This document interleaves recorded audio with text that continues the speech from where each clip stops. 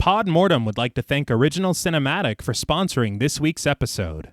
Original Cinematic is an independent production company that has made it their mission to create, produce, and promote films that are inclusive, honor women, promote the LGBTQIA+ community, and provide prominent positions and roles to POC actors and filmmakers, and promote the films of marginalized and underrepresented populations.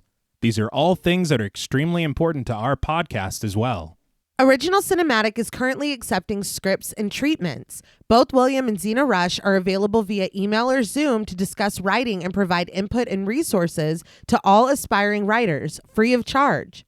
Their information will be made available in the show notes. There may be delays due to a hectic schedule and all projects being read on a first-come, first-served basis, but everything will be read and responded to. William Rush has individually produced numerous projects, including Pack is Here, Before, The Cottage, The Winemaker, and Day by Day. Their multi-award-winning film Group premiered and was celebrated at multiple film festivals as well as screenings, both in person and via Zoom, that were made graciously available to us and our patrons. Original Cinematic has many exciting projects on the horizon. Their next film, Immersion, has been completed.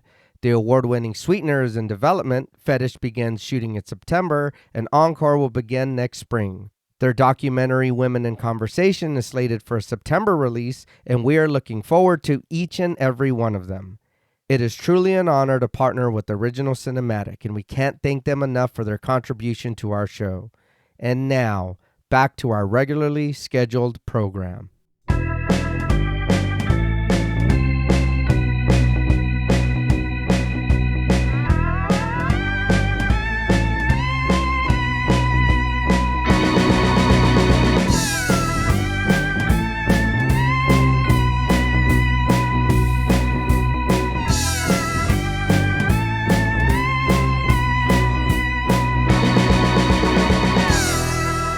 Salutations! Welcome to Pod Mortem. I'm Reneé Hunter Vasquez, joined as always by my co-hosts, my husband and my brother. Hi, I'm John Paul Vasquez. Hi, I'm Travis Hunter. This week, we're recording live from the Play Pals Toys Factory discussing the 1990 horror sequel, Child's Play 2. This film was directed by John Lafia and written by Don Mancini. After the success and franchise potential of Child's Play, a sequel was an inevitability. With the return of Don Mancini and John Lafia, this film navigates the balance of returning to their original ideas while still honoring the established lore. Featuring new characters, impressive set pieces, inventive kills, and Chucky's trademark potty mouth, Child's Play 2 is regarded by many as a favorite in the franchise.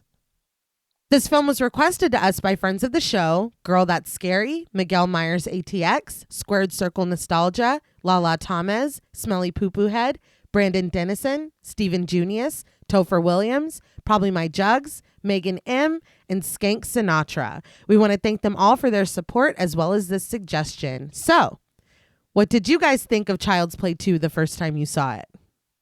I remember watching this as a kid, and you do realize it tries to keep a little bit of the same tone as the first movie, but it's not. I feel like we get a little more Chucky in this movie, and I'm here for it. I do enjoy the first one a lot, but this one I feel like is more, we just get more Charles. There is more one-liners, there is more silly shit, and I really, really, really, really enjoyed the shit out of this movie. This was super fun. I know it's been at least a year since I've watched it, but this is one movie that I would watch all the time. Like, this was something that was either on, or we were like, hey, you want to watch Child's Play? Or Child's Play 2? Or what, you know what I mean? Mm-hmm. They do start to go in more of this direction as the movies go on. But this one was very, very fun. And I remembered watching it for the show. There was so many things that I remember that I was like, oh man, I used to say that all the time when I was a kid. Oh, I used to say that all the time with my brother. Oh, we used to scream that shit constantly anywhere we're, and it was just, it's like you kind of, when you're just watching it, you're enjoying it. But I know, like we say when we work on movies for the show, sometimes you do notice things different, or you do remember stuff from when you first watched it. And watching it for the show, there was so much nostalgia in this movie for me. like I was 10 and I was like, this is perfect. I love that. This is actually my first time ever watching it.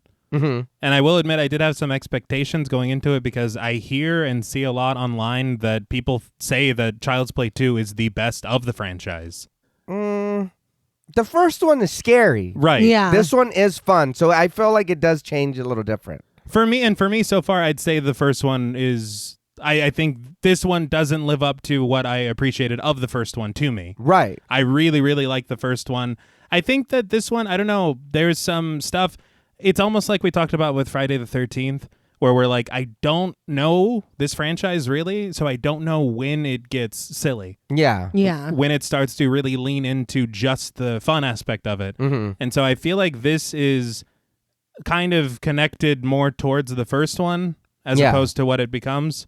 But I think that there are these moments in it where you're like, oh, I see where you're eventually going. Mm-hmm. Like there's a sequence at the beginning that's like, oh, this is like cartoon. This is a cartoon. Yeah. But I feel like the story of it's a very short film. Yes. I was very surprised at how short it is. I think I like some of the characters. I think I just wanted more time with some of the characters. Mm-hmm. A few in particular.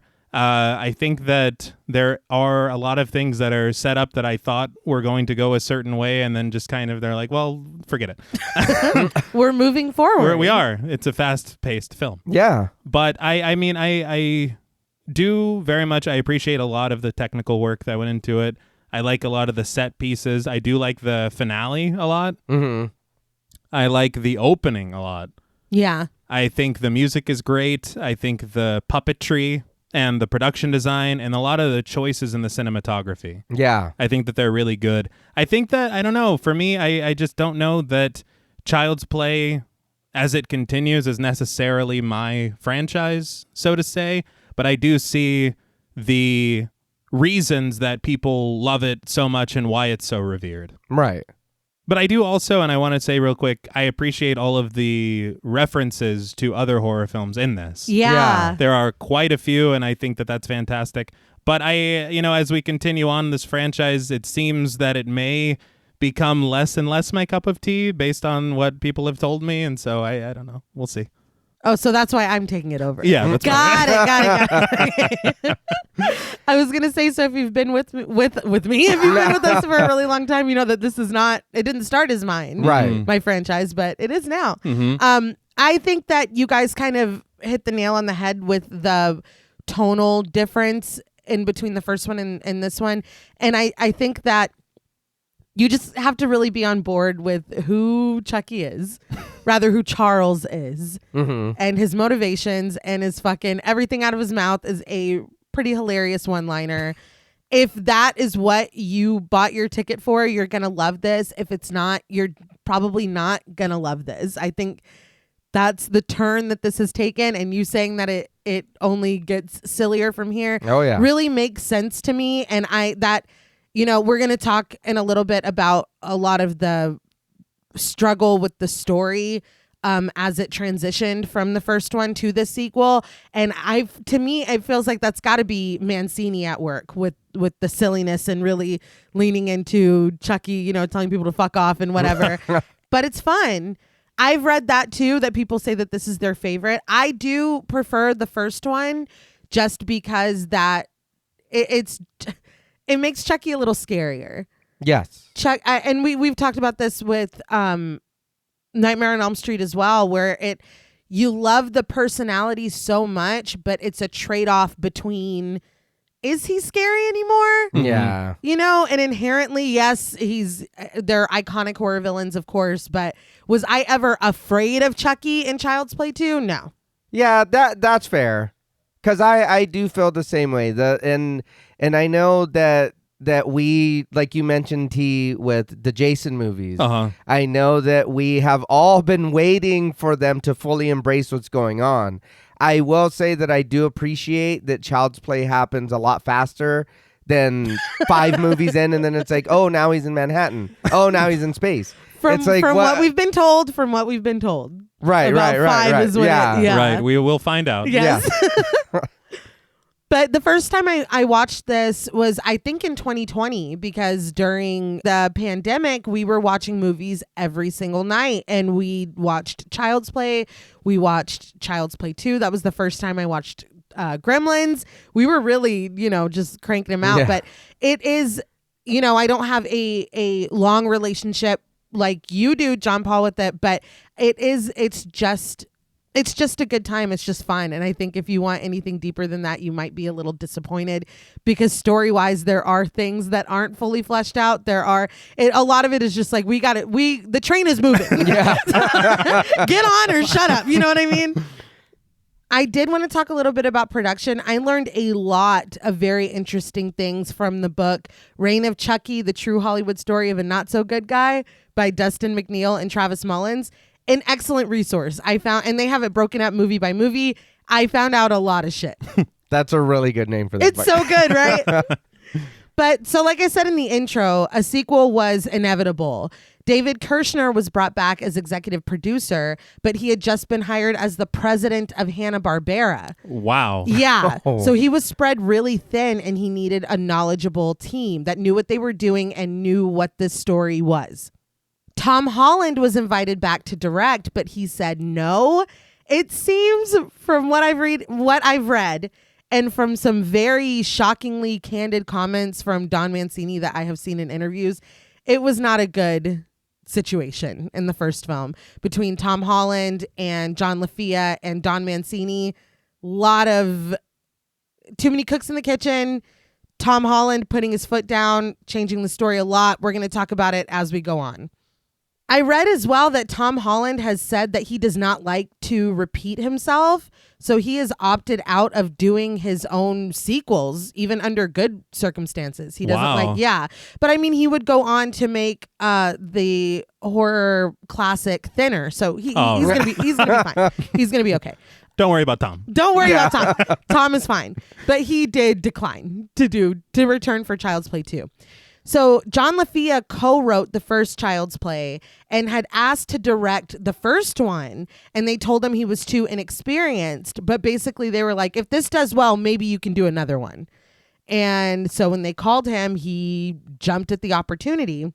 And since Tom Holland wasn't involved, Don Mancini was happy to come back. Okay. So Mancini, Lafia, and Kirshner had become really friendly with each other during the first Child's Play. They just weren't friendly with Tom Holland. Because Tom Holland had really fundamentally changed Mancini and Lafia's original screenplay. And after hostility between them, it was alleged from multiple sources that Tom Holland banned both of them from his set. Holy shit. A bit extreme. I was like, oh my God. And I think he has said, no, that wasn't true. But I don't know. I've heard it from more than one person. But so now that Tom Holland is no longer attached to the franchise, Mancini went back to that original story that he and Lafia had written for ideas for the sequel. It went through 7 drafts before everyone was pleased. And there's some drama. I read some stuff about them hiring another screenwriter, the producers, just in case, but some people say that that's not true. It's just a lot of tea surrounding this. But 7 drafts in, everybody's happy with the story. 1 week into pre-production, Kirshner gets the call that Child's Play 2 is canceled. The first Child's Play was distributed by United Artists under MGM. Mm-hmm. So an Australian company was interested in buying United Artists, and they did not want to be associated with horror at all. They said that it was a bad look. They wanted to kind of do more quote unquote highbrow, content. So Child's Play was cut loose on the basis of this Australian company being interested in buying UA. But that company allegedly strung UA along, allegedly with no allegedly real intent of allegedly buying them. It was a fucking mess. They didn't get bought by them, but they cut loose Child's Play 2. So Kirshner is understandably upset about this deal falling through. And he said that his lawyer pointed out the positive. He had Chucky back free and clear. And every studio in town is going to be bidding for it because of the first movie. That's true. Yeah, and he wasn't wrong. Steven Spielberg, after they got multiple bids, directly called Kirshner and was like, please consider Universal. And so he did. Okay. See, Steve ain't so bad. He's hit or miss. Yeah, well, you know. We're on good terms. You're coming around a little bit. But they did a negative pickup deal, which to my understanding, Universal gives Kirshner's production company, Living Doll Productions, a contract that it will be picked up and they finance it. But with that, they're on the Universal lot. Mm-hmm. They're working with the non-union crew to save money. And so being on Universal's unionized backlot, it raised some eyebrows. Yeah. So when the International Alliance of Theatrical Stage Employees was contacted, a 40-person protest was sent out to the lot. A lot of crew quit. A lot of crew were fired. And there was even a walkout that briefly shut down filming. None of it was a good look. And from what I read, even in that book, the production really downplayed what was going on, but it was a really big deal. And a lot of people were not involved after this. That's crazy. But ultimately, the team did vote to become a unionized production, which they did say drastically changed the budget. But it's like, come on, man. Yeah. But obviously, they went on to finish the film, and they had a really super successful marketing campaign. They even had a 1-900 number that received over 40,000 calls in the first 20 days of it being up. Good Lord. Like people were ate the fuck up. Their marketing campaign even got them a nomination for a Hollywood Reporter Key Art Award. It was a big fucking deal. But yeah, so yeah, that's it. I think we're all ready to talk about the movie. Yeah, let's go for it. Now, before we foster this film, we would like to issue a warning for spoilers. Podmortem is a very in-depth podcast, and in thoroughly discussing horror films, we have no choice but to spoil a thing or two. If you don't wish to be spoiled, please go watch the film, then come back and enjoy the show. If you've already seen the film or don't care about spoilers, then let's play. Now, this film relies heavily on having already seen Child's Play. If you haven't, we suggest you go watch it or listen to episode 39 of our show as a refresher. The film opens with dramatic music as the credits appear white against a black background. Suddenly, we are in the middle of a staring plastic blue eye. So before we get to this opening, which is fantastic, I did read in that Reign of Chucky book that the opening shot is a little deceptive. It feels like we're just, of course, zooming into an eye of, let's say, a doll that we've seen before. Right. But the eye is actually several feet wide. God. Okay. And so the opening shot, it's kind of larger to allow for these camera movements without having to do, super tight photography. That's Right. brilliant, actually. And it doesn't feel off at all. No. Not at all, especially when we switch to what is clearly. Yeah. But I did want to talk about this music, at the opening especially, because it feels so dramatic and it feels so big. After seeing the very awesome opening of the 75th anniversary of Universal with all these different logos, it seemed very fitting to have a theme of this grandeur. Yeah. Okay. And it feels like they're really pushing and trying to portray Chucky as this new face of horror. But the score was done by Graham Revell, and you might recognize his name because he also scored From Dusk Till Dawn, The Craft, Okay. and The Crow. Oh, Very shit. nice. But he got the job. It's very, very funny because it's kind of the answer that you should give in show business. But they asked him, they were like, have you ever conducted an orchestra before? And he said, yes. He had never conducted or You composed. always say yes. Wow. Yeah. And then you figure it out. And that's what he did. And he ended up composing these pieces for a 90-piece orchestra. Holy Damn. shit. And the conductor of the orchestra was actually Shirley Walker, who we talked about on Final Destination, because she composed Oh. the music for that. Okay. She also did a lot of work with Tim Burton, which is interesting because there's another person on the crew that would go on to work with Tim Burton quite frequently. But the larger budget from the success of the original is what allowed for this grandiosity of the orchestrated score. Okay. That makes sense. Yeah. But I think that as it goes on, it's so tense and foreboding and playful, and it is actually, from what I read in that book, it was retooled quite often, and this is kind of the iconic themes that are used more frequently as the franchise continues. Yeah. But after we briefly see a limo driving down a street, a doll's head turns around, burned and charred with that bright blue eye and grinning dingy teeth nestled into a ruined face. I'm not trying to spoil anything, but if you did watch the first movie, it's Chucky. Yes. Mhm. A tool is placed in the eye and it pops right out, falling out of view as we are treated with the title over the face, Child's Play 2. And the 2 is like slashed in. It looks really good. Yeah. The limo stops at the railroad tracks for a train to pass before continuing on its journey. And as the credits continue, we watch as the burned remnants of the doll's face are scraped away. Metal tools clean the surface of its teeth, and the head is fixed and replaced with pristine, shining metal.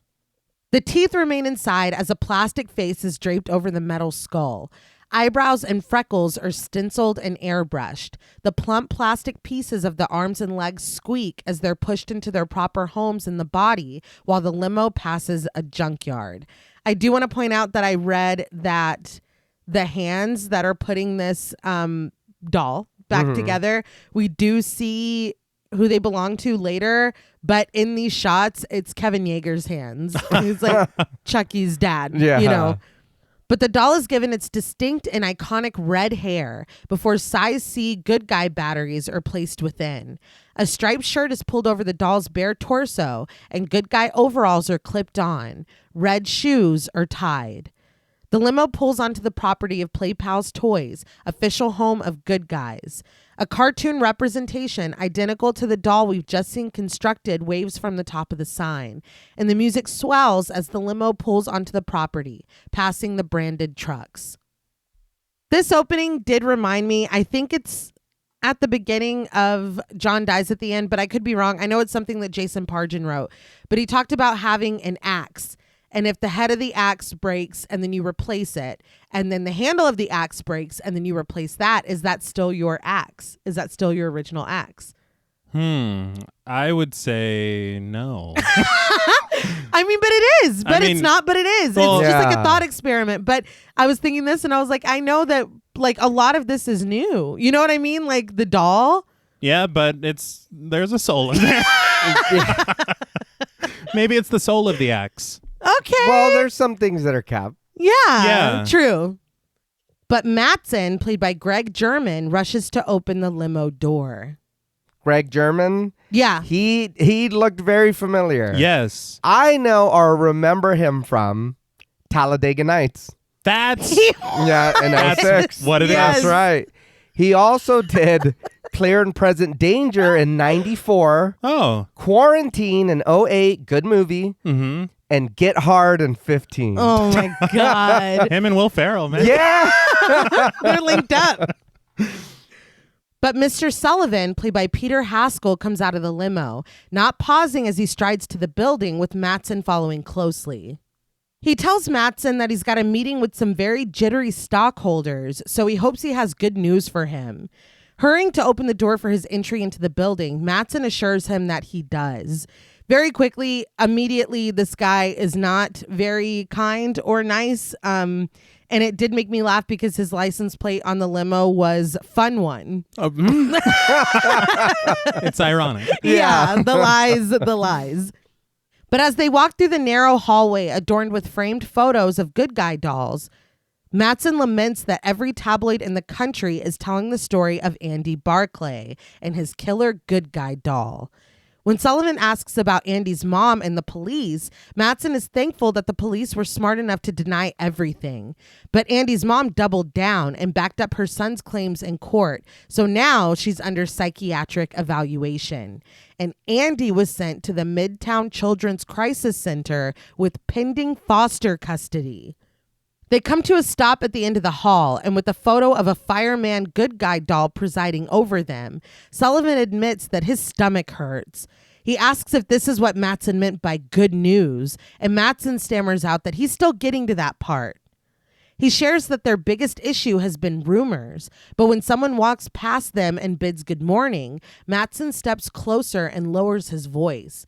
He says that a lot of people are saying that someone at the company may have tampered with the doll's voice cassette. Laughing, he mimics, "Hi, I'm Chucky. I'm the Lakeshore Strangler. Now I'm going to kill you." But Sullivan isn't laughing. He shoots Mattson a sobering look, and he finally ushers in the good news. They've got the doll. He swipes his key card next to a door marked Prototype Lab and pushes it open. I was really surprised to hear that it had gone so wide. Like, it's on National Enquirer or whatever. Yeah. Like, that this story is this big. Mm-hmm. And I'm honestly a little disappointed in Norris from the first film that he's like, oh, I don't know anything about that. Yeah, we'll talk about that in a little bit. Yeah, that was my kind of same thing too. Again, watching it again and I was like, where is Detective Norris? So Yeah. he was there, and so was his partner. Yeah. And he was attacked. Mhm. Yeah, Chris Sarandon would never. Like, Yeah. let's be very clear. Because they're really throwing him under the bus with this sequel. They're like, Yeah. the police played ball. Especially Detective Norris. His laundry was done. Yeah. But they peer through the glass of the lab and watch people in blue coats leaned over the doll on the table. Mattson says they've reconstructed it, although it was badly burned, and they've been able to check everything, including the voice cassette, and it's all normal. They found absolutely nothing. It was interesting and kind of funny to me that they sought out this doll and replaced all the parts instead of just grabbing another doll and being like, look, we found it. There's nothing wrong with it. But even that, if we find the doll, we find Chucky from the first one, we're going to reconstruct it. In the first one, he didn't have batteries and he was still doing all this. Yeah. So when you found him, did he have batteries in him now? Or did you not think that was funny, that he didn't have it, but he was still burnt? They put batteries Yeah. in him in the intro. So, So they did know. yeah. They're like, part of the story. Yeah, that's what the problem was. He didn't have batteries. Yeah. It's fine. Just get past it. Yeah. Get past it. But that's exactly what they said. They'll play ball. All right. But he hands over a report to Sullivan that he believes will make the stockholders very happy. Sullivan takes the report, but insists that he wants to see the doll. Mattson tells him, absolutely. He knocks on the glass, announcing that Mr. Sullivan is here and startling a technician played by Don Pugsley, who is fine-tuning Chucky's face.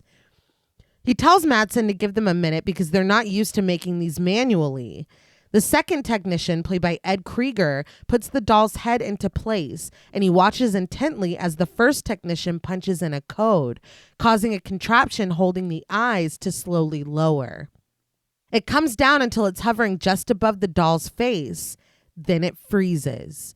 Confused, the first technician punches in the numbers again, and when asked, reports to the second technician that it's stuck. He smacks it as on the other side of the glass, Mattson nervously assures Sullivan that they'll get this all worked out. The contraption finally moves, using metal fingers to push open the plastic eye sockets to make way for the large eyes. But the electricity begins to course through, coloring the hollows in the doll's face red and shooting out blue waves. The first technician pats the contraption for a job finally well done, but the electricity travels up to his hand, electrocuting him.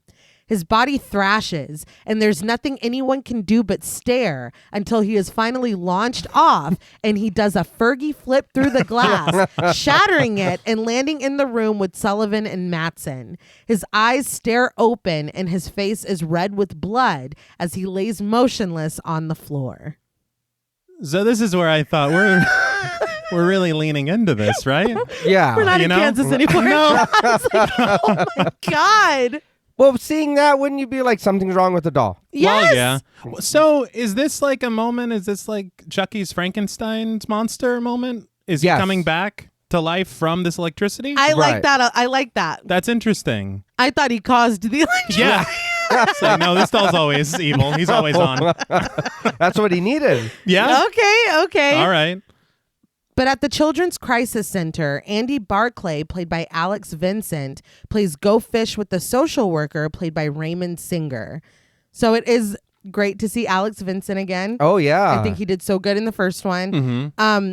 I did read, he said that since they were at Universal, he got to meet Michael J. Fox and have lunch with him, and they let him sit behind the wheel of the DeLorean. Aw. And so, I mean, at 8 years old, Yeah. that's really fucking cool. But the social worker asks casually if Andy is still dreaming about Chucky, and Andy admits, sometimes. But when the social worker asks if Andy wants to talk about it, he tells him firmly no. The social worker gently reminds Andy of what he's told him. Talking helps make the nightmares go away. Andy has heard this so many times that he joins in at the end, and it's enough to convince him to give a little. He gives a small smile and shares that Chucky was trying to take over his soul.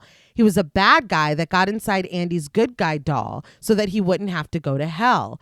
But then he wanted to get inside of Andy. The social worker asks why, and Andy knows why.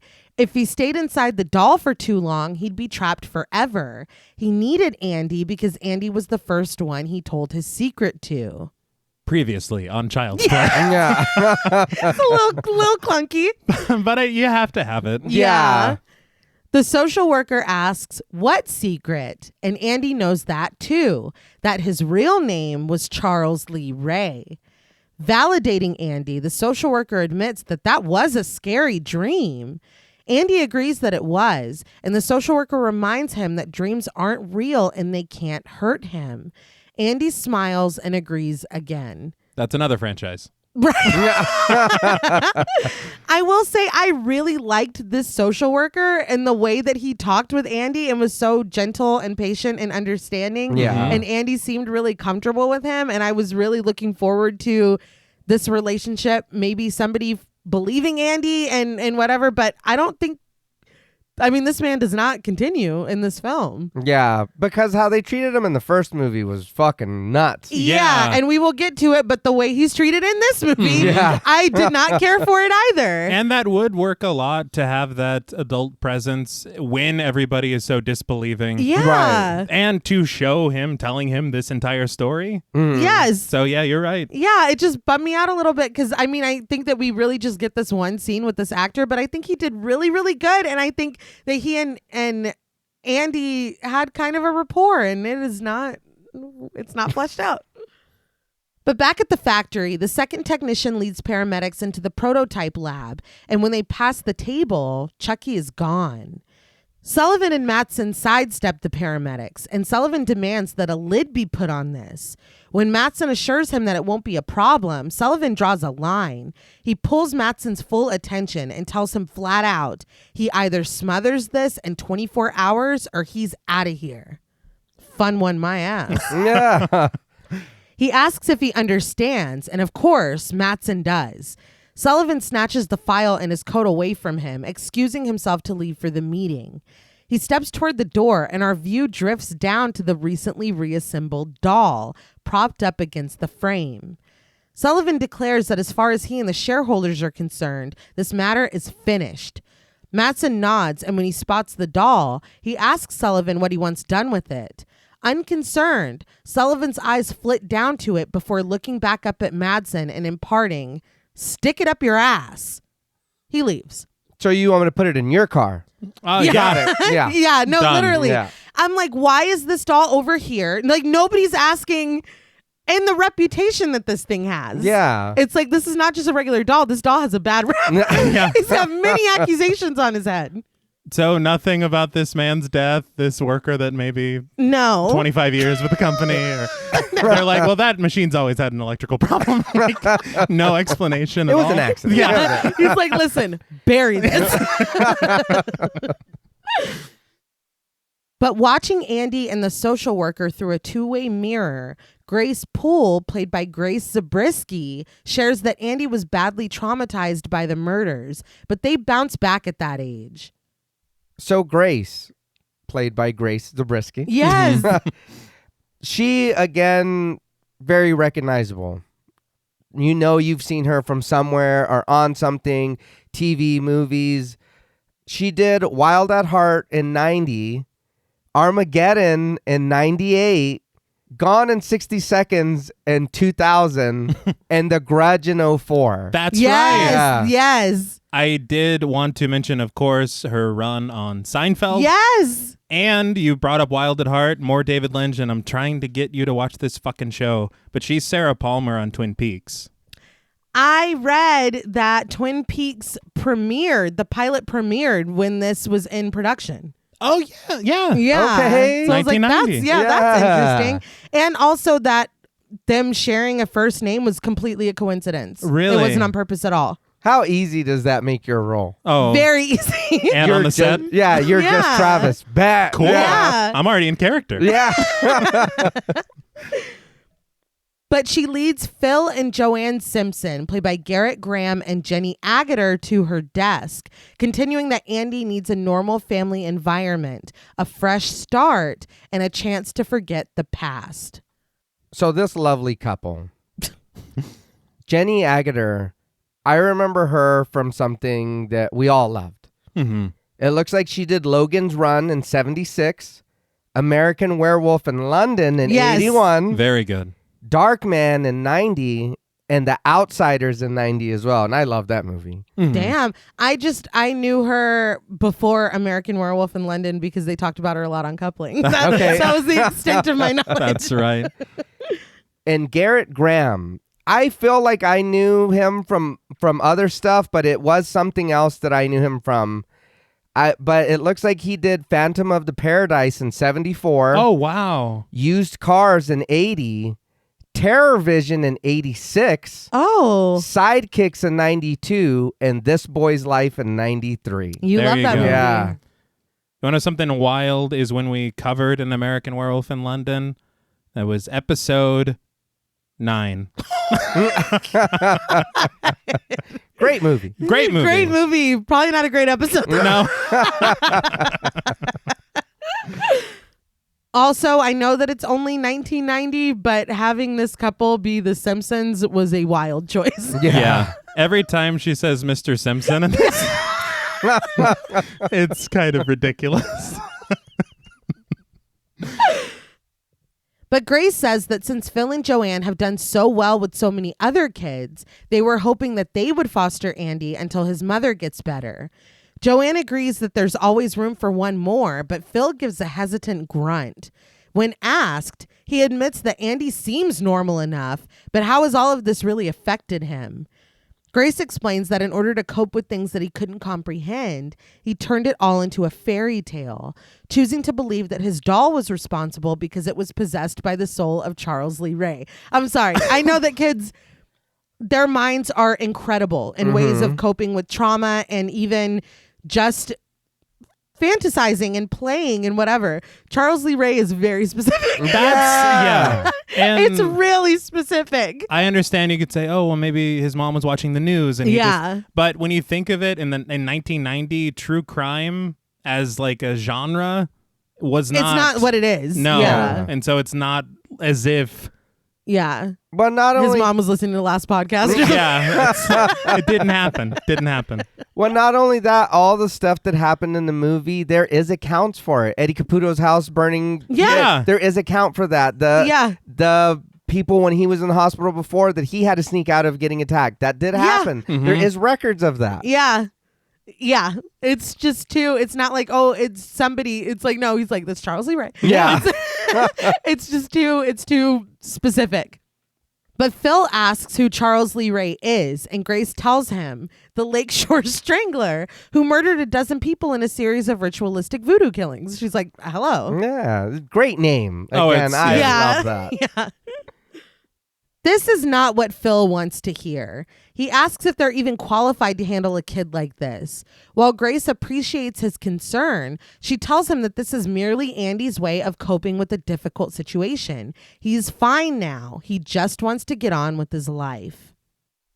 We immediately cut to Andy riding in the back of Phil and Joanne's car. When Joanne asks what food Andy likes to eat, he tells her casually, all kinds of things. She asks his favorite food in the whole world. It's chocolate. She asks, besides chocolate. Andy shares that his mom used to fix him eggs for breakfast. He likes eggs. That made me sad. Yeah. But Joanne's like, you got it, boss. And she tells Phil to stop at the store. While they decide which one, Andy takes a framed photo out of his pocket. It's a picture of himself cuddled up to his smiling mother, Karen Barclay, played by Catherine Hicks. Phil tells Andy that he's in luck because Joanne is a terrific cook. But Andy is still consumed by the photo, remembering his mother and egg breakfasts. When he doesn't answer, Phil asks if he knows what sushi is, but he's so distracted by this that Joanne has to scream at him to look out. Phil slams on the brakes, narrowly missing a yellow truck that has to swerve around them, displaying its proud Play Pals Toys branding right next to Andy's window, complete with the grinning red-haired doll waving his hand. That shot's fantastic. It is, but god damn, dude. It was funny enough when he asked, because I don't know how you make a jump from egg breakfast to sushi, but he's like, well, roe, there's salmon roe. But the way that he asks it, and he's like, well, he is a child. He's like, you know what I mean by sushi? Turning around.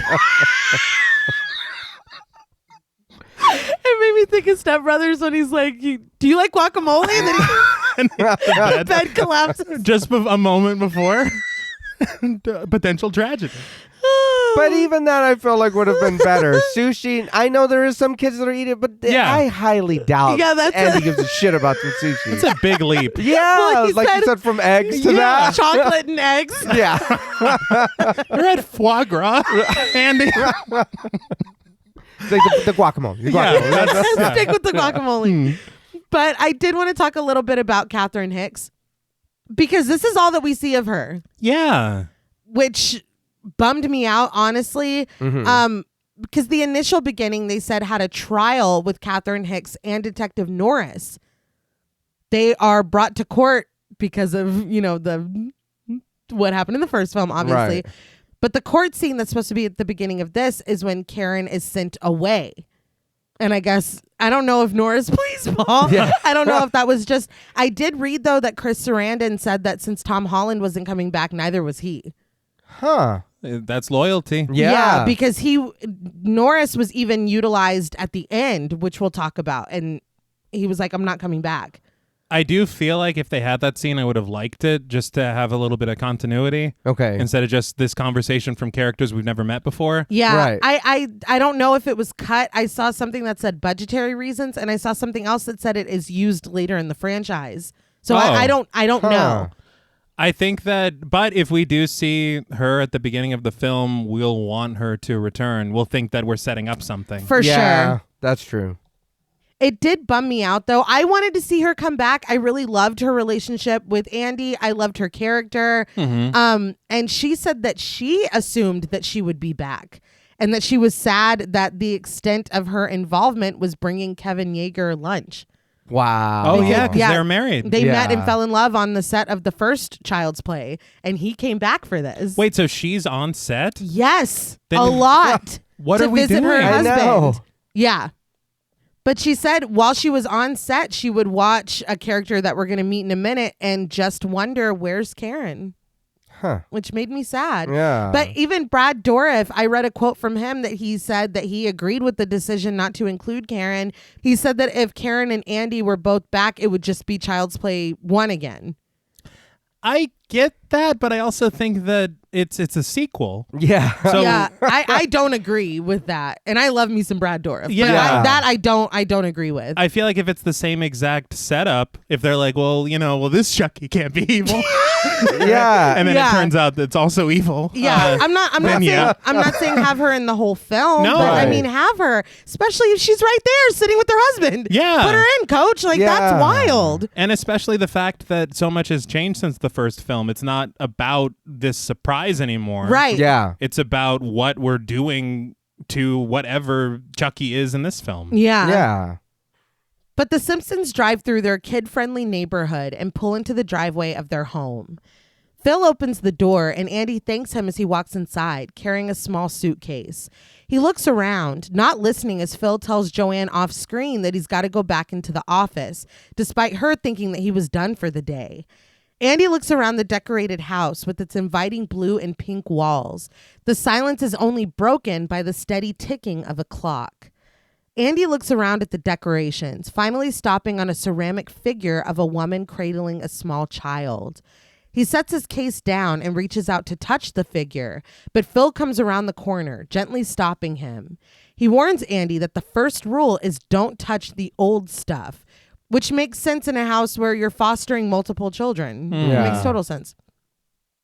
But Andy apologizes as Joanne wraps her arms around him. And Phil tells him that it's okay. They just collect this stuff and a lot of it is fragile.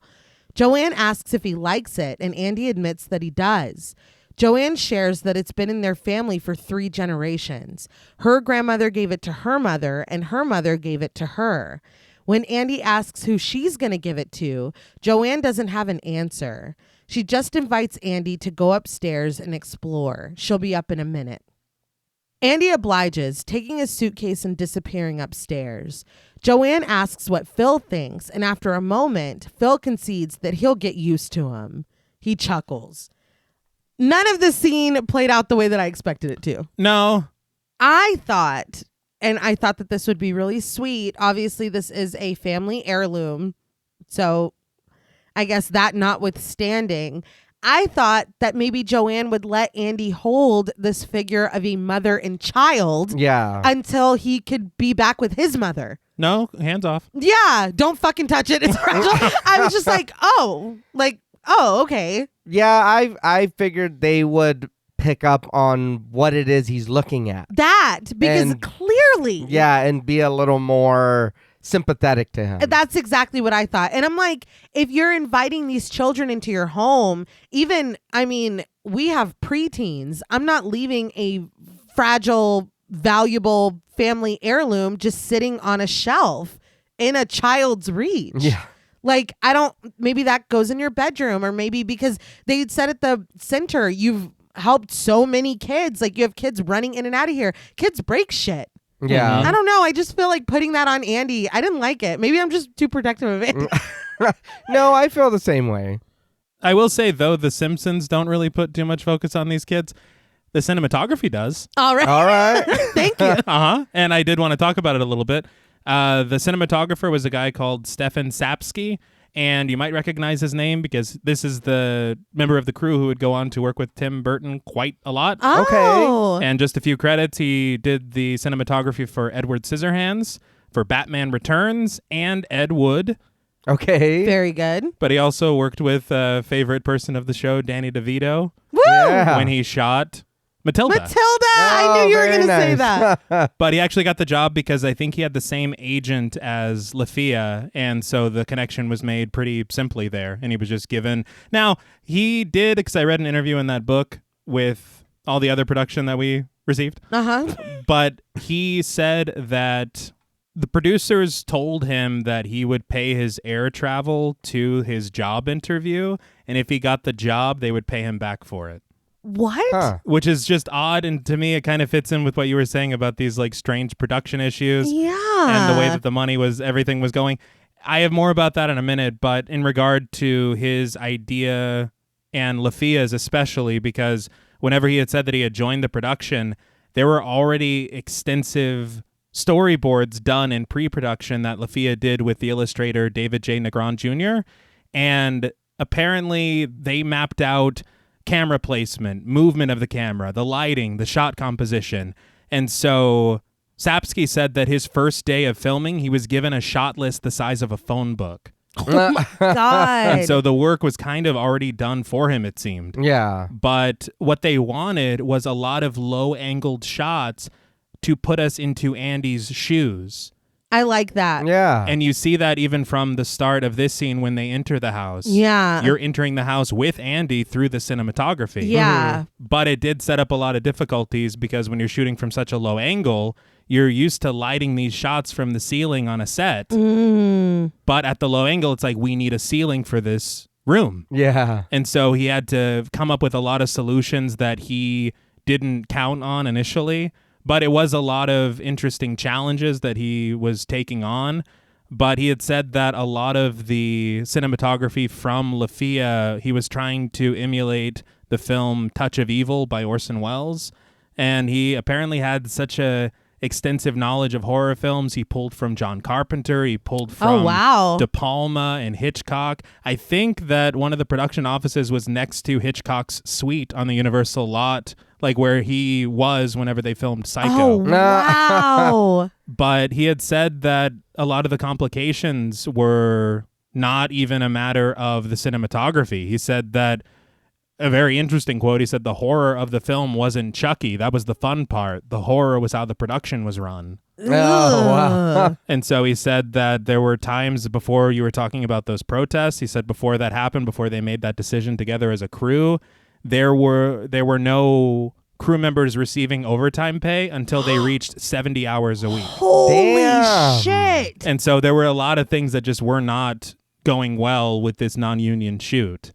And so it seems like, and he speaks fondly of the work that he did. He put it in his production reel, and he said a lot of people criticize him for having it in his production reel. They're like, why would you put Child's Play 2 when you have all this other work? Yeah. And he's like, because it was good work. Yeah. But it does seem like Lafia was a very hands-on kind of guy.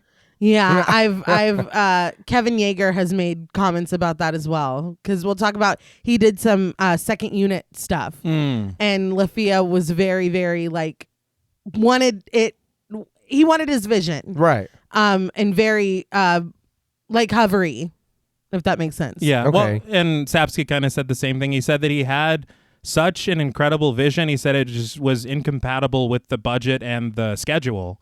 That sucks. Yeah. But he knew exactly what he wanted, and he got it. Yeah. I also, before we go any further, I just want it on record how much I fucking dislike Phil Simpson. Mm-hmm. Why are you fostering these children?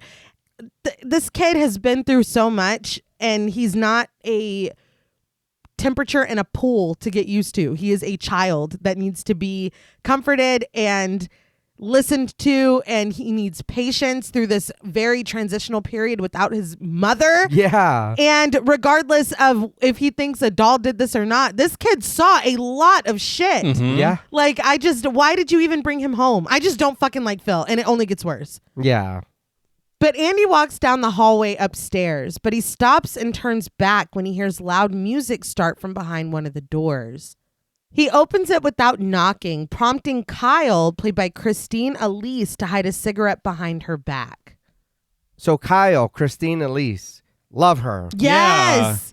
She did Defenseless in 91, Boiling Point in 93, Body Snatchers in 93 as well, Oh. and The Livingston Gardener in 15. Oh. And her and Alex Vincent do reprise their roles in the TV show at some point. Oh, wow. I have not got there yet, but I am making my way there. That's That is- exciting. Yeah. But she chastises Andy for not knocking, but he just stands in the doorway looking at her. Joanne comes up to see if Andy found his room, but when she sees Kyle smoking, she's mildly disappointed. She tells her to hand the cigarettes over. When Kyle doesn't, Joanne comes in and takes the pack away, warning that Phil will shoot Kyle if he catches her again. Which is a wild thing. Obviously, I don't think that she means he's really going to come in here with a gun. Yeah. But that's a lot. That's extreme. Well, parents were different in the 90s. Joanne tells Andy that Kyle is staying with them too, and Kyle offers a flat, charmed. Joanne spots the teenager's suitcase, still stuffed with clothing, and asks why she hasn't unpacked yet. It's been 3 weeks. Kyle flips through a magazine and replies by asking what the point is. She's never lasted longer than a month in any home. Joanne just quips that with that attitude, she can see why. God damn. Yeah. I'm sorry. That's a lot. I think that Joanne, a lot of her things get overshadowed by how much of a dick Phil is. Yeah. But there are moments like that you're like, Jesus, man. Well, because when you first see them, especially at the crisis center, it seems like there's a duality where Phil is kind of less open, less sympathetic, less willing, maybe. Right. And that Joanne is like, no, like she wants to help these kids, da-da-da. And then once they're in the house, it doesn't really feel as much. Yeah, and I know it sounds weird, but I kind of thought the same thing because when she goes in there and catches her smoking, she's like, Phil's going to be pissed. Yeah. So I did think you are respecting her as an older, teen. Yeah. Because we do find out her age a little later, but it's like, okay. And then she says that and I was like, oh, okay. I mean, wouldn't you just be like, well, maybe they didn't have the patience, or oh well, that's their loss. Or, I just feel like there are so many other things I would have said that like, well, of course they kick you out with that fucking attitude. Yeah. Like that's. I don't know. These kids need extra understanding. I don't know. And what do you think that does for the psyche of a child? Yeah. I get it. Yeah. I'm definitely not unpacking my bag. No. Yeah. I'll tell you that. But Andy watches all this unfold as Joanne asks Kyle to put her things away properly and come help with dinner. Kyle says that she can't do that because she has to work tonight. But Joanne points out that that's 3 nights in a row. She wants Kyle to spend some time with the family. Kyle reminds Joanne that she needs the money. She's going to be on her own next year. But Joanne just replies that until then, she's with them. She leaves with Andy, and Kyle gets up to close the door behind them before going to her suitcase and pulling out another pack of cigarettes. It was like classic Kyle.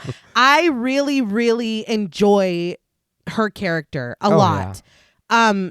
It was very interesting to me that this is Christine Elise's film debut. Really? Yeah. And when they had auditioned for the role of Kyle, they weren't really sold on anyone. And they were about to launch a new round of auditions. But to save time, they brought back the ones that they liked best from the first round to just try again. And she was brought back along with Holly Marie Combs, Christy Swanson, and Shannon Doherty. Rest in peace. Rest in peace. But she came in a rush because after the audition, she was going straight to the set of Baywatch because she was in an episode for it. So she was worried about being late to go over there. And she channeled that frustration and that kind of nervousness into an attitude that apparently really worked for Kyle. And that's what gave her the edge and got her the part. Well, I watched an interview. I watched a really good documentary on Tubi. It's called Living with Chucky. And they interviewed her, and she told that story. She said that when she went in the first time, they were like, we'll pass. And then when they, like you said, brought them back, she said that she had got this explosion of parts. She did 90210. She was on Baywatch and all that. So she said when she went back, her confidence was through the roof, and she was like, look, dude, I've got to go to work after this. So she did. She said she went in there with a different attitude, a different swagger, and she said she read her lines with her knew how much she believed in herself. Yeah. And she said when she did it, they were like, that's what we want. I love that. And she's cool as hell. She is. Joanne leads Andy down the hall and opens the door to what will be his room. It's painted blue and filled with toys. Andy's face breaks into a smile, and Joanne kneels next to him, telling him that she made the curtains just for him because she's sure that blue is his favorite color. So that was a fucking lie. Yeah. That's not true. Because they brought him home today, right? Yeah. Just, whatever. But Andy rushes to the toy chest and starts to marvel at what's inside. Joanne tells him that there are even more toys in the closet, and he rushes over to it. As she puts his clothes away in the dresser, she tells Andy that before dinner, she'll show him the backyard and she'll read him some stories later. She says that there are lots of kids in the neighborhood and he's going to make all sorts of friends. But Andy has spotted a yellow skateboard way at the top of the closet. He doesn't seem to be really listening to Joanne anymore as he reaches up to pull it down. But the skateboard was lodged in such a way that when he knocks it down, a good guy doll comes falling out. Andy screams as it falls down next to him. He turns to bolt from the room, but he runs right into Phil, who's coming in. Phil grabs him and schools him on rule number 2, no running in the house.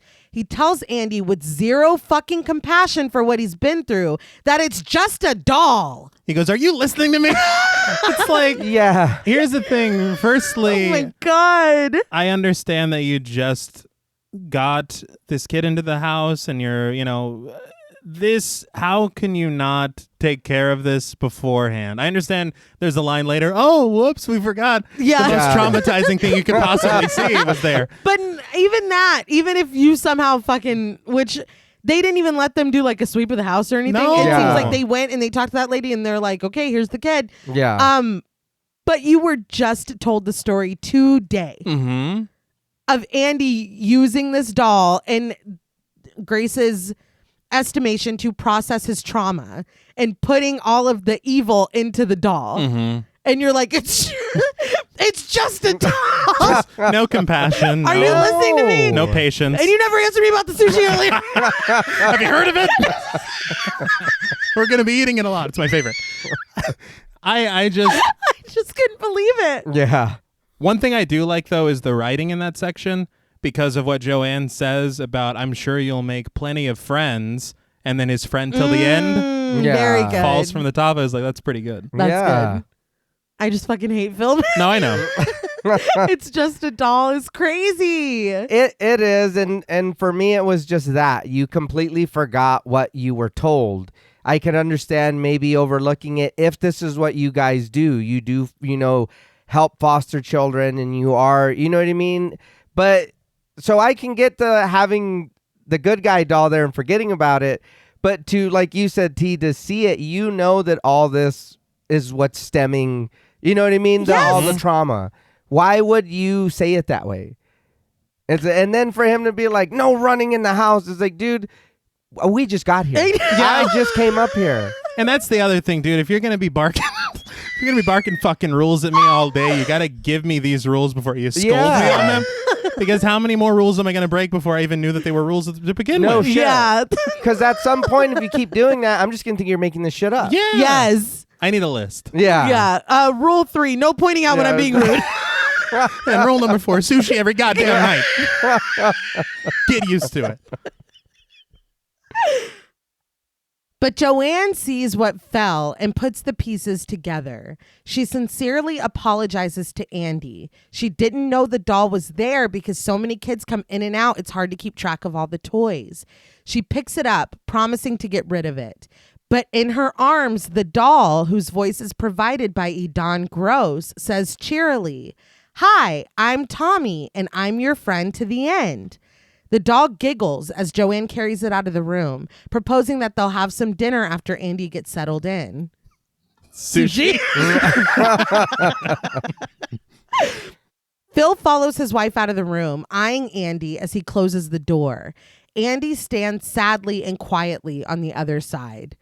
And then just leaving him alone. Yeah. And then again, I'm not trying to jump ahead here, but she doesn't get rid of it. She just puts it downstairs. Oh, yeah. That is true, yeah. I just feel like this is piss poor at best. Since we've seen a little bit more of the house, I did want to talk a little bit about the production design. Mm-hmm. The production designer for the film was a guy called Ivo Cristanti, and he actually was the production designer for Tremors. Okay. And he did 182 episodes of ER. Oh, wow. Well, and we remember all the work that they did on Tremors, making that. And we'll talk a little bit about that later because there were some modifications made to this set for certain purposes. Okay. But some of the film was shot on location in Southern California. The opening shots that we saw were actually shot on location in Chicago. Okay. To give the same city feel of what we saw in the first film. Mm-hmm. But the exteriors of this house are a real house in Southern California, actually in Pasadena, just down the street from several locations used for John Carpenter's Halloween. Oh, wow. But the inside of the house, the interiors, they actually built on a sound stage. And it is 2 stories of this house and a basement that they built. Damn. But you'll notice the doorways whenever they got to the upstairs bedrooms, they're fucking huge. Yeah. And the hallway is this long, like, labyrinth-looking thing. Yeah. And I think it's meant to convey, again, through the point of view of a child. Yeah. And they did, in Fangoria, I read, they had talked about almost comparisons to the Cabinet of Dr. Caligari, which is very just striking in its production design. But the soundstage that they used for this film was stage 28 at the Universal backlot, which is called the Phantom Stage.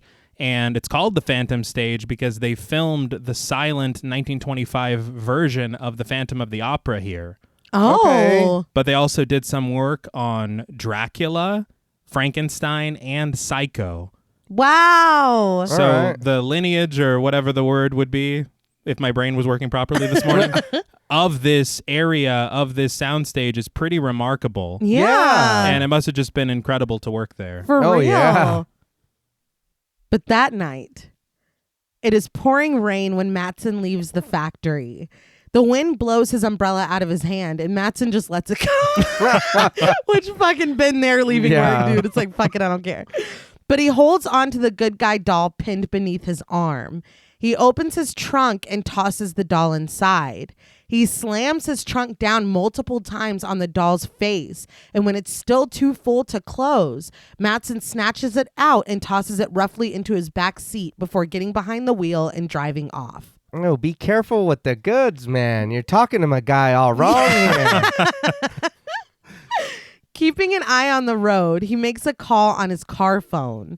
When someone named Gabrielle on the other end recognizes his voice, he chuckles.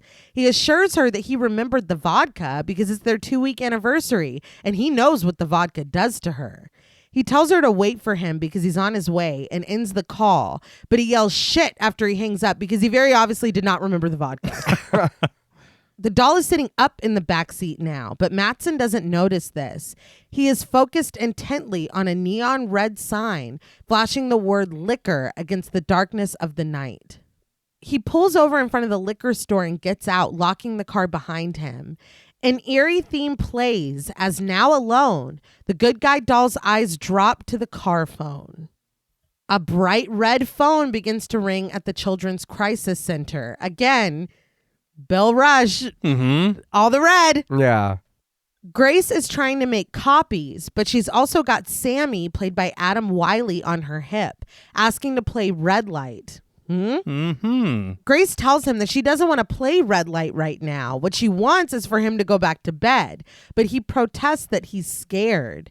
She tries to put him down, but when he says this, she lifts him back up, assuring the child that it's just a storm and there's nothing to be scared of. She carries him with her when she answers the phone. A voice on the other end tells her that he's looking for Andy Barclay. Grace informs the caller that Andy doesn't live there anymore, and she asks who's calling. Back in the car, using the phone and sitting behind the wheel with the contents of the folder, including Andy's name and photographs sprawled out around him, is Chucky, whose voice is provided by Brad Dourif. To answer the question of who's calling, he tells her with a plastic grin, Andy's Uncle Charles. Oh, you're so funny. Yeah. I wanted to talk about Chucky for just a second. Kevin Yeager went from Child's Play, the first one, to Tales from the Crypt. He did the Crypt Keeper. I know that I think you mentioned in the first one, I cannot go back and listen, but I think that you taught us that it's the same eyes. Yes. Which is hilarious. But they wanted him back badly for Child's Play 2 because of his expertise. He was really excited to because what he learned on the first Child's Play helped him with the Crypt Keeper, and working on the Crypt Keeper, he learned even more to bring back to Chucky. Yeah. He said that he had even kept the dolls from the first movie, but the latex was corroded and the metal had oxidized. But he still had them. And so obviously they couldn't be used. But they said it took 9 puppeteers and 500 feet of cable to operate Chucky, and that the puppeteers had 1 month to rehearse. Damn. Yeah. And as far as Brad Dourif, they said there was a lot of difficulty for him in the first film because they filmed it and then he read his lines. And so he had to give a performance that matched the doll's mouth. And it was, of course, very difficult. So this time they did it backwards and they recorded Brad Dourif's performance and matched Chucky's mouth to it. And the technology was better, like as far as his face looks great. Yeah. The way that it moves, and it's for fucking 1990, it's really, really great. Mm-hmm. I was kind of surprised by the range of emotion. Yes. Yeah. Yes.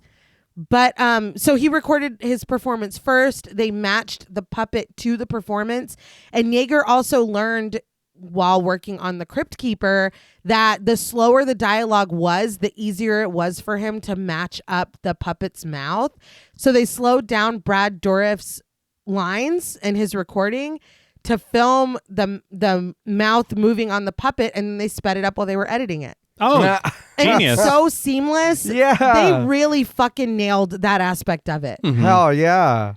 I think I read in Fangoria that Brad Dourif recorded his lines for Chucky, I think, in just 3 days. Damn. Wow. But he puts everything into these. Oh, Yeah. yeah. On that Living with Chucky documentary, David Kirshner, he was being interviewed and they were talking about that, about Brad Dourif's lines. Mm-hmm. And he said he never came in and thought of this like as a cheesy movie or just like another gig. He goes, he came in and he wanted to know what Chucky was thinking, how Chucky was feeling at that moment. He said that Brad Dourif put he read these very serious. You can tell in the performance. Yeah. Because it's not cheesy. It's not played for a joke. Like, he is embodying Chucky. Right. To piggyback off of what you said, there was this quote in Fangoria from Brad Dourif that really shows you how deep he was into this character of Chucky. Mm-hmm. He said, and I quote, "Chucky's motivation is fear. He's afraid of dying, afraid of what might happen to him when he dies. Do we just dissolve and disappear?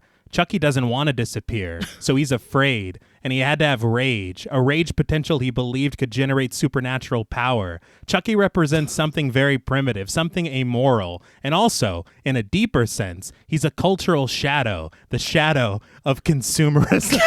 He is, though. He's right. Yeah. He's right about everything, but it's like, holy shit, you really did that. Well, yeah. In this essay, I will explain to you. Yeah. I was just like, wow. But that only helps to sell what we get in this movie and Chucky as a character, period. 1,000%. Because if it doesn't feel like you're serious about this or having fun with this, it's gonna fall flat and we're all gonna be able to tell. Mhm. For sure. But in the liquor store, Mattson has procured the vodka. When he presents the liquor store clerk, played by Herbie Braha, with his credit card, he is told firmly that it's cash only. Mattson points out that that's a gold card. It's just as good as cash. But the clerk isn't budging, dismissing him with, "Not here, it ain't." The clerk takes the vodka out of the brown paper bag and puts it back on the shelf. Mattson reasons that he doesn't carry cash, but he's distracted when the alarm on his car outside begins to blare. He rushes out, his screaming car spotlighted again and again by the red neon of the liquor store sign. He peers in through the windows, but nothing is amiss. The folder is neatly put away, the phone is hung up, and Chucky is once again thrown haphazardly into the back seat, the neon bathing him in a red light, technically making Child's Play 2, 1990, a giallo film. Nay, I thought covering Tenebrae last week would be a... I mean, Some that one kind of was, but this one really is. Mattson climbs back into the car, turns off the alarm, and drives away. You can feel the exact moment when my heart ripped in half. But Mattson continues down the road when Chucky lurches up from the back seat with a gun. He presses it into Mattson's cheek, telling him not to move. And Mattson's like, "Jesus. Okay, what do you want?" I don't know if this is maybe like commentary on like the level of crime because we are in Chicago, but it made me laugh out loud because he just is just like, God damn it, dude. Like, it's such a minor inconvenience. I understand peripheral vision is a thing. Not in this, it ain't. No, but I wondered with it is it's like they're like, dude, we got these dolls coming to life constantly. Like, this is nothing new for me. Well, like, I see this shit every day. it's like another one. God Yeah, damn it. It just, his reaction was hilarious because it's like he's putting together, that's why my fucking alarm is going Yeah. off. He just doesn't even seem that bothered. But Chucky tells him no questions, just drive. And Mattson does. When Mattson slows as they pass a house, Chucky urges him to keep going, and we see their silhouette, the man behind the wheel and the small threatening doll looming behind him. That was wild. My question is, the house they passed, is that the Simpsons house? That's what I was wondering too, because Because I was like, surely she didn't give Uncle Charles the address, but no, she absolutely did. Yeah. As we see later, which is appalling. Yeah. I thought the same thing. I was like, you fucking went all the way over there. Yeah, and it's his Uncle Charles. Like, even the way you said it was scary. Why would you give this man? I don't know. It's just absurd. Well, everyone's failing this child. Why not? Yes. no What's one shit. more? Swim fan. No? Okay. But upon Chucky's rude urging, Mattson parks his car in a parking lot. I did read in that interview with the cinematographer in Reign of Chucky, this sequence, just the parking of the car in this parking lot, they did 19 takes of it. Or maybe it was 18 takes. It doesn't matter. It's a lot. Either way. Yeah. But they were talking about this as kind of the example of Lafia's almost like, does it make me fucking pretentious to say like Kubrickian? I knew you were going to say that. Tendencies. Right. To, this is how I've envisioned it. This is how we are going to do it. And until we do it, we're going to do it again. Oh my God. But this shot, and it was kind of pissing off the producers because they're like, we don't have the time or the budget to be doing a shot of a parking car 18 times. Yeah, that lasts like 3 seconds. Yeah. But this would happen frequently. And there was kind of a problem with the schedule, and I think they went over schedule because of stuff like this. Of course they did. I can understand wanting the right shot, but again, like you said, this is like a 3-second thing. Uh-huh. It's like, how many different ways can I pull into this parking spot and it look different? Yeah. But I just, in learning that he wanted to do the first one and they were like, no, you're too inexperienced. I wonder if he's like, no, like I have something to prove.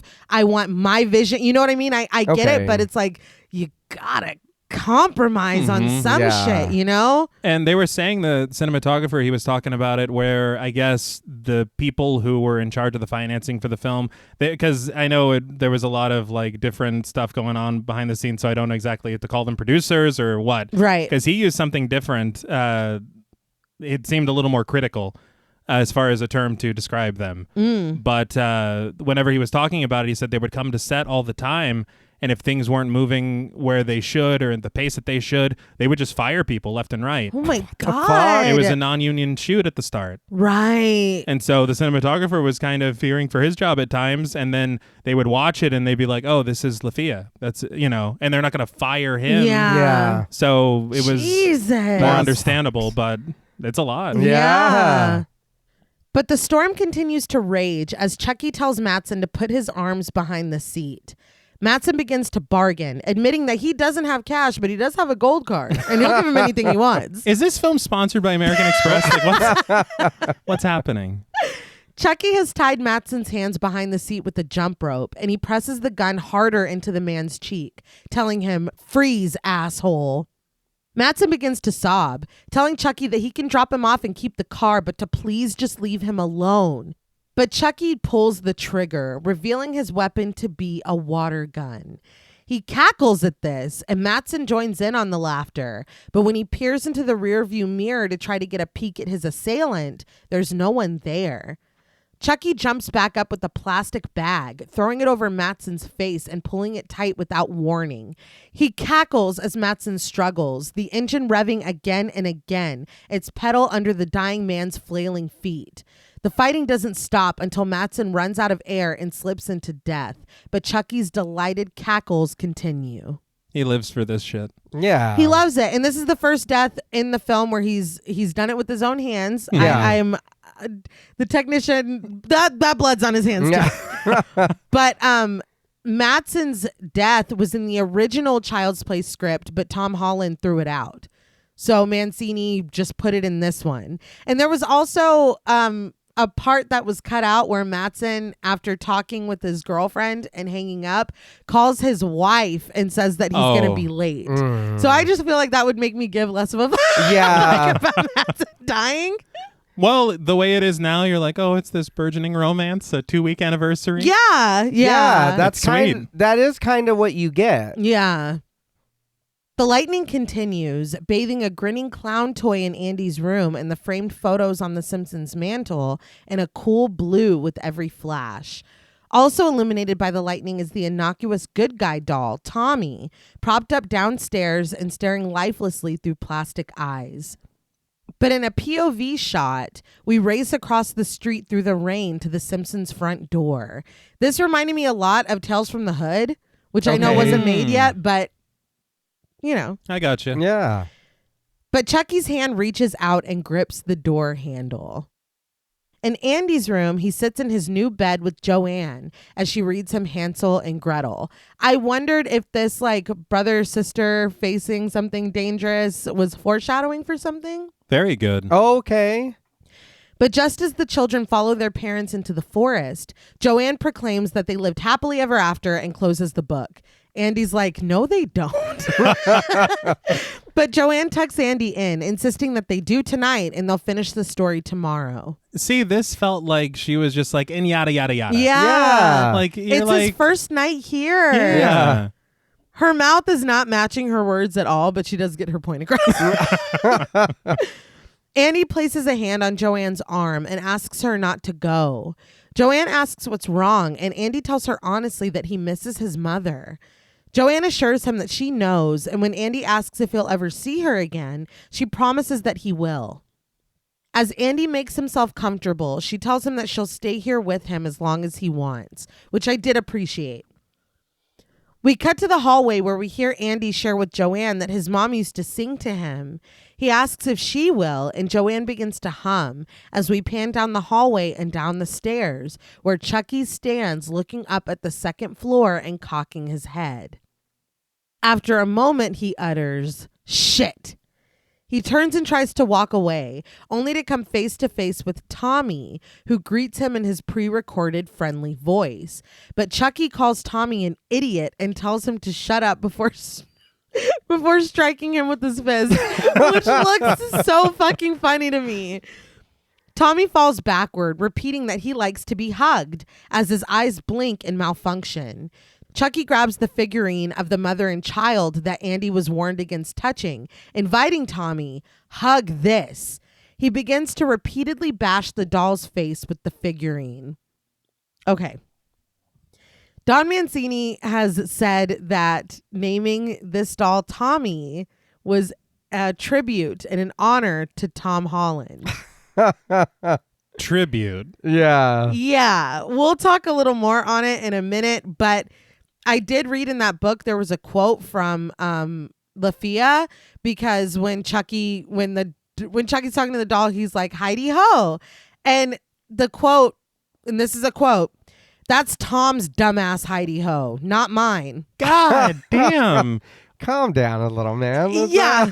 And things that have become so iconic, you just got to embrace them. I know. Yeah. It's like, oh my God. But Andy and Joanne hear this all the way in the bedroom. And when he asks what it is, Joanne assures him that it's nothing. She lays him back down and tells him to go to sleep, promising that nothing is going to hurt him. But downstairs, Chucky has beaten Tommy so severely that his face has shattered, along with the figurine. I am so terrified for Andy. Yeah. Yeah, and he consents Chucky. He knows something. He knew something was wrong. Yeah. And again, why is there noise downstairs? I understand there's a storm outside. Yeah. But Joanne's like, go to sleep. It's like, that was in the living room, dude. Yeah. Yes. And interesting. That's where the figurine is. Yeah. Yeah. And I'm right here. I did want to talk just a little bit more about the production design. One thing that they did do, like they did in the first film, anytime there was a set where they had to give Chucky his life and movement, they elevated the sets 6 feet to make room for the puppeteers. Okay. And wow. yeah, this film, they elevated them 8 feet. Holy Damn. But it allowed for the movement and for them to move around the sets as needed. But I feel like, again, just the work on the technical front is so seamless in this film. It really is. Yeah. It's fantastic. Outside, using a toy shovel, Chucky buries the dearly departed Tommy in the yard. As he shovels dirt over the doll's face, he cackles wildly. He only stops to say, "Eat dirt, Tommy," before cackling again. I just want to say, again, Mancini said that it was a tribute to Tom Holland. Yes. I am not going to sit here and speculate on the symbolism of them burying Tommy, telling him to eat dirt, disposing of them, and this Chucky taking Tommy's place within the house. Yeah. You guys don't need me to speculate on that. No. But what I am going to do is say from one petty bitch to another, we see each other. This was not lost on me. This is a great line. Mm-hmm. This was something me and my brother said a lot.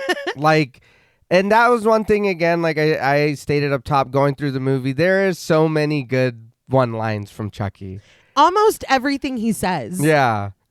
I did feel a little ridiculous because I was like, what is this, like a Fisher-Price funeral kit? And I was like, I guess shovels are used for more than digging graves, yes. I did want to say very quickly before we move on, Ed Gale was featured a lot more in the first Child's Play. He was a stand-in for Chucky, like for moving and running and stuff. Lafia was very adamant that he did not want Ed Gale back for this. He wanted everything that Chucky did to be the animatronic, which is that's lofty goals. Yeah. But the producers hired him back just in case and just had him on standby. So he did film more scenes than what actually ended up in the film. He only briefly appears 2 times in this final cut. And the first is when we see right now Chucky from above while he's burying Tommy. And I'll point out the second one later. But there was a scene where we see in Madsen's car him opening the folders, looking through, flipping through pages and stuff. And that was Ed Gale, because that is so complex and precise for an animatronic to do. But Lafia cut it. Really? Yeah. I feel like some of the really cool moments from the first one were from the performance of Ed Gale. Yeah. Because there are some moments where you're like, oh, this doll is alive. Yeah. And you see that through these movements. It definitely added to that aspect of it. And I understand, because the technology clearly, if you watch the doll performance in the first film to this one, it really elevated, it really evolved and progressed. But I mean, there are some things that a fucking animatronic can't do, you know? Yeah. The next morning, while Kyle and Andy eat breakfast, Phil dumps the shattered remains of the figurine in the middle of the table. He asks if either of them know anything about this. Kyle asserts that they should consult a lawyer first, but standing sadly behind Phil, Joanne tells her that that's not funny. The statue meant a lot to her. The way that this scene plays out, I feel like Joanne should be way more broken up than she is. Yeah. Yeah. Like, I feel like, firstly, Phil, it's just more his anger that's leading this charge. Yes. And Joanne's just standing there in the background like, well, we can get another She's figurine. I really liked that thing, dude. But whatever. But she described at the beginning, and it was her grandmother's and then her mother's, and it really doesn't. No. Yeah. You're right. She should be more mad. But again, you put Andy to bed, and didn't Kyle tell us that she was going to work? Yeah. Yeah. So, and you did hear that thump. That's and you true. said it was nothing. Yeah. Yeah. Phil says that one of them owe Joanne an apology, but Kyle insists that she's innocent. Phil turns to Andy, who says that he didn't do it either. Despite them both fully telling the truth, Phil says that he has no choice but to ground both of them until someone admits that they did it. Kyle protests that she's got a date tonight, but Phil crosses his arms and offers a flat apology. Later, with the cigarette hanging out of her mouth, Kyle pulls laundry out of the washer while Andy sits on top of the dryer. She comments sarcastically that this was exactly how she wanted to spend her Saturday. Andy maintains his innocence, and annoyed, Kyle proposes that maybe the statue just fell. Andy asks if she wants to hear him say her name backwards. Kyle looks at him, waiting, and when Andy simply turns his back and says, Kyle, she can't help but smile. It was really cute. Yeah. She hands him her cigarette to hold while she takes the basket, but once her back is turned, Andy puts the cigarette in his mouth and takes a drag. When Andy starts to cough, Kyle snatches the cigarette away from him. She asks him what the hell he's doing, and he admits that he just wanted to taste it. She schools him that it tastes like shit and that cigarettes are very bad for you. This prompts Andy to ask why she smokes, and Kyle replies that grown-ups are allowed to do things that are bad for you.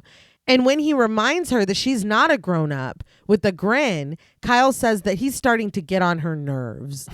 It's really cute. And I watched a little featurette, and Lafia is like, Alex Vincent standing there with the cigarette. I don't know if it's a real cigarette. I don't know. This is 1990. I don't know. But he's like, no, like inhale it. Or he's like, no, you have to suck on it to make the smoke come up. So I don't know, but he does, and everybody's like, yay! I was like, what am I watching? Jeez. And there was no clarification as to whether it was real or not. Yeah. So I don't know. Well, I know at least on Mad Men, they had a lot of those like fake like herbal cigarettes. Yeah, but they were making everybody sick. Yeah, that's true. That is true. So I'm like, even so, maybe we don't. Yeah. Maybe we don't teach them how to inhale. I do really like this scene though, these like little seeds of their bonding. Yeah. And we only get a couple of them. I would like some more. Yeah, I would too, but I feel like the way that they're utilized, it really does, because I thought it would be more of a like, shut up, twerp, but she's not. She's a kind person, you know? Yeah. I agree with you a lot on that too, T, because I enjoyed this. And it does, what little we do get, it does make you feel better that Andy has someone to understand him. Finally. And to go through with this, like you were saying, if his mom was here, then they could be together. But then again, that would mean that we're going to be introduced to a character that if doesn't come back, we're going to be like, well, what the fuck happened? Mm-hmm. Well, Karen can just adopt Kyle. That works? That's the story I wrote in my mind. Kyle picks Andy up and brings him over to a clothesline, instructing him to give her a hand. He hands her the garments and she pins them up. Well, he hands her one and she does the rest herself. He's helping. Yeah. Andy points out that Phil is kind of grouchy, but Kyle says that he's not so bad. She's had foster parents that would shoot you just for looking at them wrong. This is shocking to Andy, but Kyle insists that it's true. They see you as just passing through, and the minute you screw up, they let you have it. Kyle lurches at Andy, wrapping her hands around his throat for a second to illustrate her point. Andy takes all this in. In the kitchen, Phil looks at the shattered remains of the figure, remarking that he's not happy with this whole thing. Joanne asks if he's having second thoughts, and Phil points out that Andy is a very troubled little boy. He hasn't come to terms with the whole doll thing.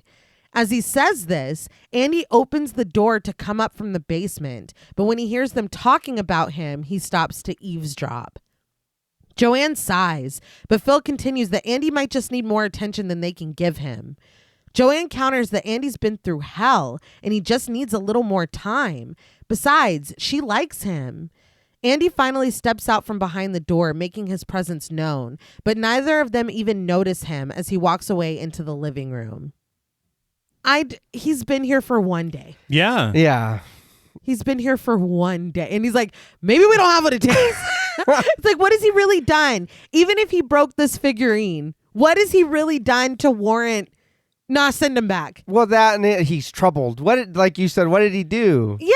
And you don't know he did that. And I'm sorry, the whole hasn't come to terms with this whole doll thing. The only moment you saw him with the doll was when it surprised him in the closet. Yeah. You're like, it's just a fucking doll. Yeah. It wasn't like this morning when he's like, who broke this? He's like, fucking Chucky's back. He's done and he's here. No shit. Like, that didn't happen. It didn't.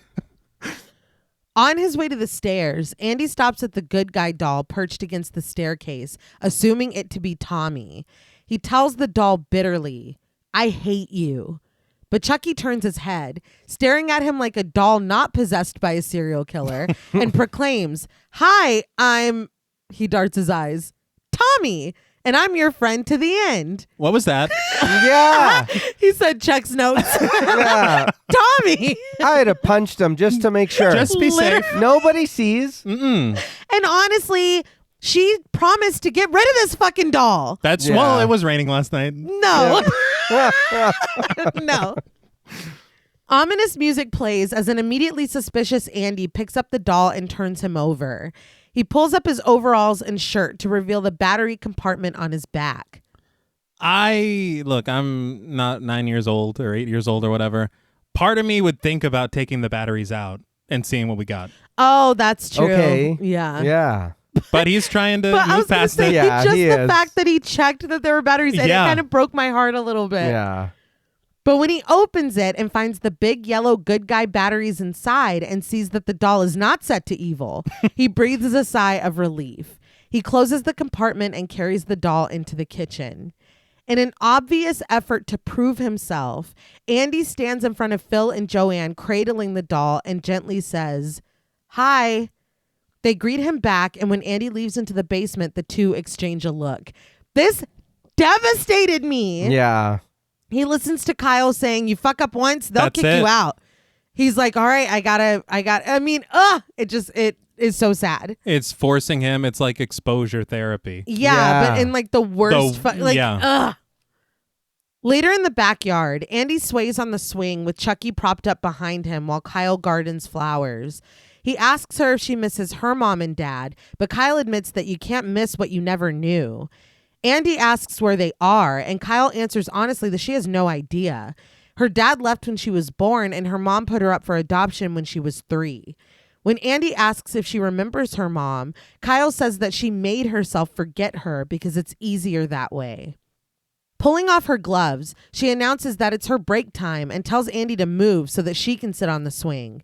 Andy offers to push her, and although she says no, he starts anyway. She tells him to stop because she just wants to sit there, but Andy's like, "It's too late, I've already started." He continues to push her. All the while, Chucky has been playing the role of an unpossessed doll to perfection, but he shifts his eyes and then his head to look over at them. They continue to play, arguing back and forth about Andy's refusal to stop pushing Kyle, but Chucky's attention is drawn to the freshly dug and filled patch of earth directly beneath the swing. Yeah. I laughed because he's like, "Oh, I made it a little too shallow." Yeah. His tools weren't for the job, It was but a plastic shovel. It's his eyes. Mhm. So he's like, like, fuck. oh. Phil opens the back door and announces that it's time for dinner. Kyle jumps off the swing, proposing a race, and when she's beating him, Andy declares it's unfair because she got a head start. She reminds him not to forget his doll, and Andy goes back, reluctantly picking Chucky up and bringing him inside for dinner. it's sushi. Obviously. Christina leaves this scene with them getting along and joking around. She said that she and Alex Vincent rehearsed together for a week before they started filming, and that he was such a little professional. He answered questions like an adult, and he was a stickler for continuity. And it took him pretty much that whole week to loosen up and start having fun. Aw. Because he's like, "I'm here for a job." Yeah. That night, with the accompaniment of a tense score, we glide across Andy's bedroom as he sleeps in his bed. On his dresser, Chucky reanimates, leaning forward and looking across the room mischievously. In her bedroom, Joanne is using her sewing machine on a polka dot garment. Phil comes up behind her, massaging her shoulders, and when Joanne holds it up, asking if he thinks Kyle will like it, Phil scoffs, asking what he knows about teenage girls. But Joanne points out that he knows more than he did 3 weeks ago. Phil isn't so sure about that, though. I'm like, just say, "Oh, yeah, she..." What do I fucking know about you? It's like, dude. Why? Everything he does, it's like, you know, when you really don't like a person, you're like, "You have to fucking breathe so loud." Like, that's how I feel. Everything he says pisses me off. Well, he doesn't seem very happy at all to be doing any of this. With No. Andy, with Kyle, Yeah. with any of it. You're right. But Joanne proposes that they get something for Andy to help him feel more settled. When she asks Phil what they could get him, Phil offers a Valium. Just such a fucking dick. Yeah, you want to drug the kid now? What the fuck? This guy stinks. And again, how has today been with Andy? You saw him with the doll. Yeah. He went and had his sushi dinner. Yeah. He's hanging out with Kyle. He goes to bed. What has he Yeah. done? Yeah. Literally on the cool, nothing. Yeah. But down the hall, Andy wakes up in peril. His hands and feet are secured to the 4 corners of his bed with jump ropes. Jump ropes again. He really likes utilizing these. Well, Maybe they're the same jump ropes. Maybe. But there's a sock stuffed in his mouth as well. Chucky sits on his chest and he tells him, "Surprise!" Against Andy's muffled screams, Chucky asks if Andy missed him because he sure missed Andy. He reminds Andy that he told him they were going to be friends to the end. He says that now it's time to play, and Chucky's got a new game for them. It's called Hide the Soul, and Andy's it. I will say I very much appreciate the fact that Chucky is not wasting any time. Yes. No, Yeah. not at all. He knows he's on a time crunch. I could see a lot of movies where they're like, let's play around with like, is it Chucky? Is Chucky back or not? Or, Yeah. no, they're like tonight. Yeah. Well, like you said, he's running out of time. Yeah. He presses a plastic hand to Andy's forehead and begins to chant. But just as he begins to beg for the power, there's a loud snapping outside of Andy's window. It's Kyle. Chucky turns back to Andy, warning him that this isn't over. He's not spending the rest of his life as a plastic freak. He tells Andy, next time you're alone, you're mine.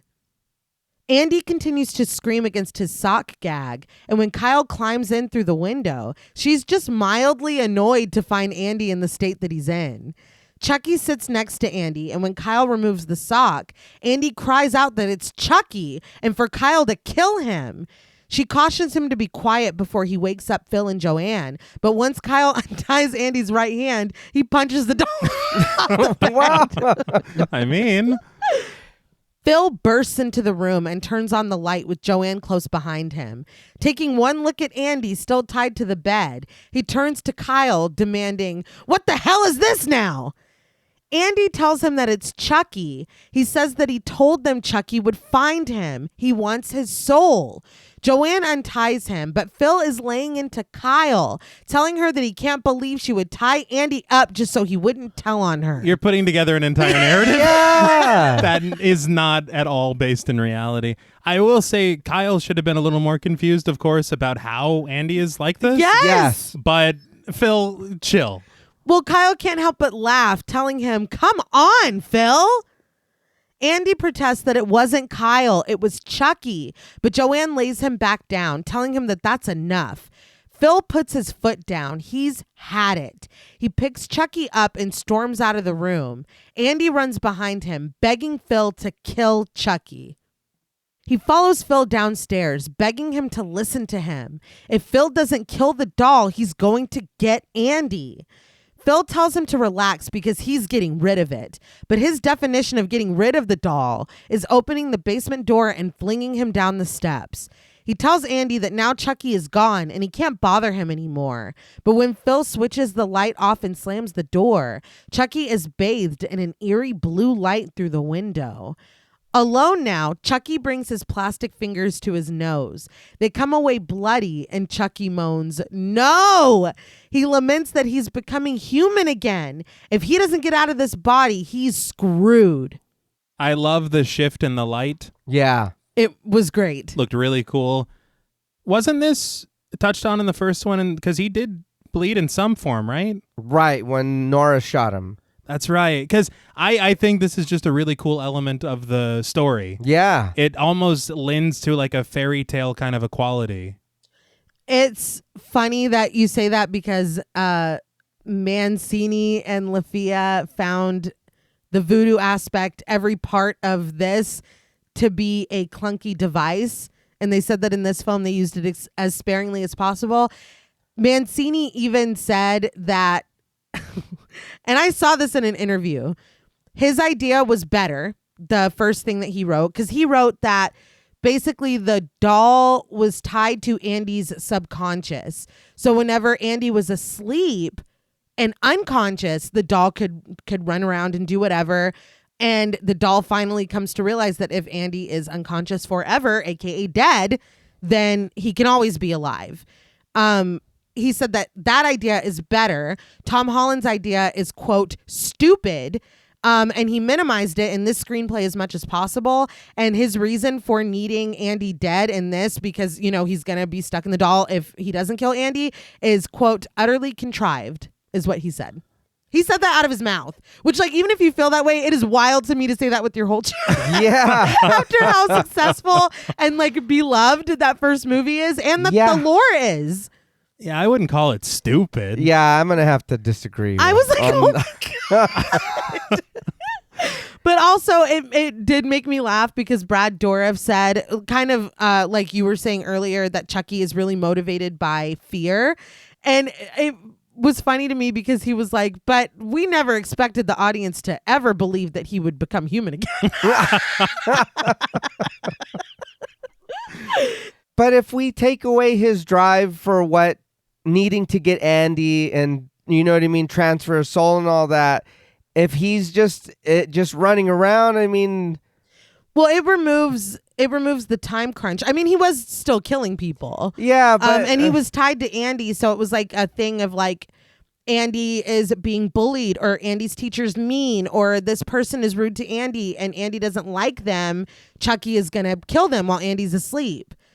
But it's a different story, and it doesn't really have the time constraint that this Chucky has, because the clock's a ticking. Like T was saying, he wastes no time. Right. He made it to the house. He's like, I gotta kill this kid, this kid tonight. The next morning, Kyle hurries Andy out of the house because they're going to be late. But Joanne rushes to him, bringing him an egg salad sandwich that she packed for him. Andy takes it and follows Kyle to the sidewalk as Joanne and Phil look after them. He's like, I'm in scrambled eggs. I know. I was like, it is sweet because he did say he likes eggs, but I've never seen a child eat an egg salad sandwich. Yeah. I'm sure people listening have as a child, and I love that for you. My kids, You're like, it wasn't my diet. Yeah. And I didn't eat it either. But she's trying. yeah, she is. Yes. Kyle warns Andy that whatever he does, don't act nervous. They'll smell a new kid a mile away. She advises him to just act like he belongs. The whole time she's been talking, Andy is nervously glancing backwards towards the house. And when she asks what's wrong, she teases, is Chucky coming to get you? She's playing, but Andy doesn't laugh. She walks him to his waiting school bus and finally asks how he was able to get himself tied up like that last night, which is really the first Yeah. the first thing that she should have asked. But Andy says that he already told her. Angrily, he tells her that she's just like everybody else because she doesn't believe him either. He turns and gets on the bus without another word. I think with that it would be like, look, okay, show me how you did that. Yeah. Because Yeah. I want to, and then it's like, dude, you know I can't do that. Come on. I mean, yeah, but you know what I mean? It's like, okay, you know he really can't do that. It's like, all right, because I'm sure you can find a way to tie yourself up. Yeah. But you know what I mean? Again, he's what, 8, 9? Yes, he's 8. Again, show me how you did that. Oh, you really can't. Something's wrong. Weird. But Kyle is distracted when Adam, played by Billy Stevenson, and another uncredited friend walk over. Adam asks why Kyle had to leave so early last night because she missed all the fun. But Kyle just mutters that that's the story of her life as they walk away. On the bus, the kids are chattering and throwing trash across the aisles as Andy makes his way toward the back. When he passes Rick Spire, played by Adam Ryan, Rick shoves him for no reason, but he pushes forward, making it to the very back seat and sitting down. What's that? I don't know. Yeah. But like, fuck that kid, dude. He's just walking to the back. Yeah, and she did warn him. I mean, I guess, but I mean, damn, these kids got to be mean But it's right like, away. I blew it already. Yeah. I haven't even sat down. Do anything. But as the bus pulls away, ominous music plays as we see Chucky's legs raising up as he nestles himself beneath the bus. That's fucking hilarious. No, It that's is. in the wheel well. Yeah. Hey, he found a way. He did. At school, Andy is alone, throwing a ball repeatedly against a chain link fence. The chains rattle, echoing throughout the school, but we finally settle on a classroom where Chucky rummages through papers on the teacher's desk. He wonders aloud, where is it? Where is it? Before his eyes widen and he proclaims, aha. Are you fixing to change his answers on his fucking paper? It's like, this kid's never getting out of second grade. He's playing the long game. That's fucked up. Later, Mrs. Kettlewell, played by Beth Grant, is reading Pinocchio to the class. It is interesting that she's reading the story of a doll that comes to life. Yes. Mm-hmm. Which feels like a Halloween reference with the pertinent. Yes, in a Okay. classroom. That's really interesting. I do have a quote from Lafia because there are lots of references to other horror films, like you were saying earlier. This is his quote. I'm shameless. I have no problem being inspired and getting turned on by what other people have done. Hey. Yeah, me too. You love to see someone admitting it, though. Yeah. Because I've never seen that before. Oh, it's irritating. It's not cute. That's the whole point of art. Yeah. Yes. So Beth Grant, very, very familiar face. Yes. I did want to go look, and these are just a few because there is a lot. She did The Outsiders in 90, The Dark Half in 93, A Time to Kill in 96, and Willy's Wonderland in 2021. Oh my God. Yeah. I recognize her from Donnie Darko. Yeah. And if I'm not mistaken, I think she played Hank's mom on King of the Hill. That's fucking Yeah. When I was reading about her casting, it was actually a really funny story because she was worried about doing a horror film, but she said that she really enjoyed the themes in this film about the importance of listening to people, especially children. So she called her friend for advice on whether or not she should do Child's Play 2. Her friend laughed and said, well, if you watch the first one, you'll see that I'm in it. Her friend was Dinah Manoff, who played Maggie. Oh, that's right. Yes. And so Beth Grant said that she took this absolutely as a sign that she should do the movie. Well, yeah. That's amazing. Isn't that hilarious? Yeah. But most of the students, including Andy, are listening to the story. But that little shit Rick is sitting right behind Andy. He slowly leans forward and flicks Andy behind the ear, prompting Andy to yell, "Get lost, microchip!" All right. Microchip. I don't know where it came from, but I'll support. I'll support it to the death. Leave him alone. Yeah. Mrs. Kettlewell asks if she's boring Andy. She comes over, gently informing him that she has precious little patience for disruptive students. Andy tries to tell on Rick, but Mrs. Kettlewell interrupts him, continuing that this especially applies to new students whose main concern should be getting on her good side. It's so sad because once again, an adult is not listening to him. Literally. Yeah. He goes, he was just thwacking. Yeah. He does. And she's just like, past it, move past Yeah, I it. was like, I'm never like, mind. Get on your good side. Are you fucking Oogie Boogie? Like, I thought that Kyle was warning him about the students, not the fucking teachers. Yeah. Nope. I was furious. But Andy just lowers his eyes. The bell rings and everyone rushes to gather their things as Mrs. Kettlewell goes back to her desk. She slips her glasses back on and begins to look at the assignments that the kids turned in, but she stops flipping when she gets to Andy's paper. Scrawled in bright red crayon across the assignment that it does not appear that Andy did correctly are the words, "Fuck you, bitch." Mrs. Kettlewell raises a disapproving eyebrow and looks up at Andy, who is just obediently bringing his supplies to a cabinet. Now, I know you were just mean to him, but this work was turned in well before. Yeah. And I know that you've just met this kid, but this kid is not doing that. Yeah, no shit. It's just not happening. He opens the cabinet, and when he sees Chucky inside, he gasps and steps backwards, right into an angry Mrs. Kettlewell, who is sidled up, brandishing the paper and demanding to know if Andy thinks this is funny. Andy stares at the paper and asserts that he didn't do that. The bell rings again, and Mrs. Kettlewell dismisses the students, but when Andy tries to leave, she snatches him back. She settles him into a desk, telling him to get comfy because he's going to be here for a while. Andy swears that he didn't do it, and when Mrs. Kettlewell challenges this, asking who did, Andy's eyes fall upon the doll slumped on the shelf of the cabinet. Misunderstanding, Mrs. Kettlewell tells him to not even think about it. She picks Chucky up, proclaiming, "No toys." She thinks he's like, man, I can't fucking wait to play with I can't wait to play with that doll. In detention. Yeah.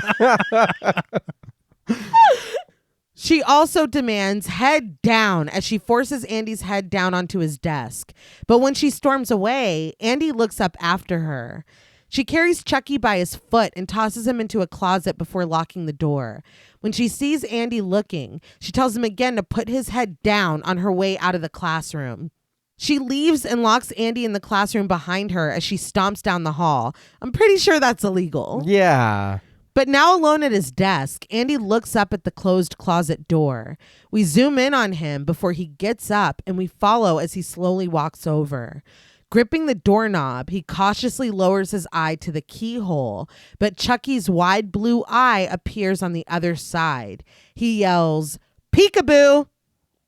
That makes sense to what you were saying about the eye earlier at the beginning, because I read that they utilized a giant keyhole to be able to film it better, and that makes sense if it's a giant eye. Yeah. Andy launches himself back from the closet and runs to the classroom door. Chucky pleads with Andy to let him out, promising that he won't kill anyone else. But Chucky's sweetness is short-lived. He yells at Andy to open the goddamn door and let me out, you little dick. God damn. I couldn't believe. I know he's trying to kill him, but to say that to a little kid. Yeah. Well, even him, like, I'm not going to kill anyone else. Yeah, well, like, just you? Me. Yeah. Cool. Yeah. Oh, thanks. Deal. Yeah, no shit. When Andy finds that the door is locked, he runs to the window and pushes it open. Chucky screams to be let the fuck out, but Andy has already crawled out of the window. That made me laugh too, because he's like, Oh, yeah. up and over. He's like, fuck this shit. Mrs. Kettlewell returns, searching through her keys before finding the right one to unlock the classroom. When she walks in and finds that Andy is no longer in his seat and the doorknob to the closet is rattling desperately, she reiterates that she told Andy to stay in his seat. She demands him to come out of there, which how do you think he got in there? Yeah. You took the keys with you. Yes. Yeah. He picked the lock. He's like, I'm just going to be in here with the doll. And then put himself back in there and locked it again. Yeah. Somehow. But when she reaches the door, the knob goes motionless and the rattling stops. Mrs. Kettlewell returns to her keychain and unlocks the door. She storms inside, calling for Andy to come out now. But when she turns on the light and finds the closet to be empty, her anger mellows into confusion. She searches through the shelves, the music rising in suspense and then growing silent when she continues to find nothing. Frustrated, she tells Andy that this isn't funny. When she swipes clothes out of the way, a ball falls down on the back of her head. Believing she's found Andy, she smirks as she stoops to pick the ball up. But the suspense grows when we stay focused on a shelf hidden by clothes when Miss Kettlewell bends out of frame. She raises the ball above her head with both hands to place it on the shelf. But when her middle is exposed and vulnerable, Chucky lurches from behind the clothes with a yell, thrusting the pointed end of an air pump into her. She screams as blood seeps into her sweater, and Chucky pumps the handle, causing the teacher to fly backwards out of the closet and crash into the desks in her classroom. Which she did tell those kids to put their things away, and nobody did. No. Yeah. Chucky struts out of the closet with a bright yellow good guy yardstick, informing Mrs. Kettlewell that she's been very naughty before slapping his hand with his new weapon. Mrs. Kettlewell's eyes grow wide with fear and her fingers tremble on the ground, smeared with her blood as she screams. But Chucky brings the yardstick down again and again, silencing her screams. Thank you, Chucky. And this, you can, the work they did, this looks fucking amazing. I can tell you about the work that they did because Kevin Yeager said that this was the hardest thing that they were able to accomplish with him. Like I said, he did the second unit direction when they came back to do. He said that if it's not Chucky acting with one of the main actors, he directed it. Oh, wow. Because it was so tedious and time consuming to get all this stuff with Chucky done right.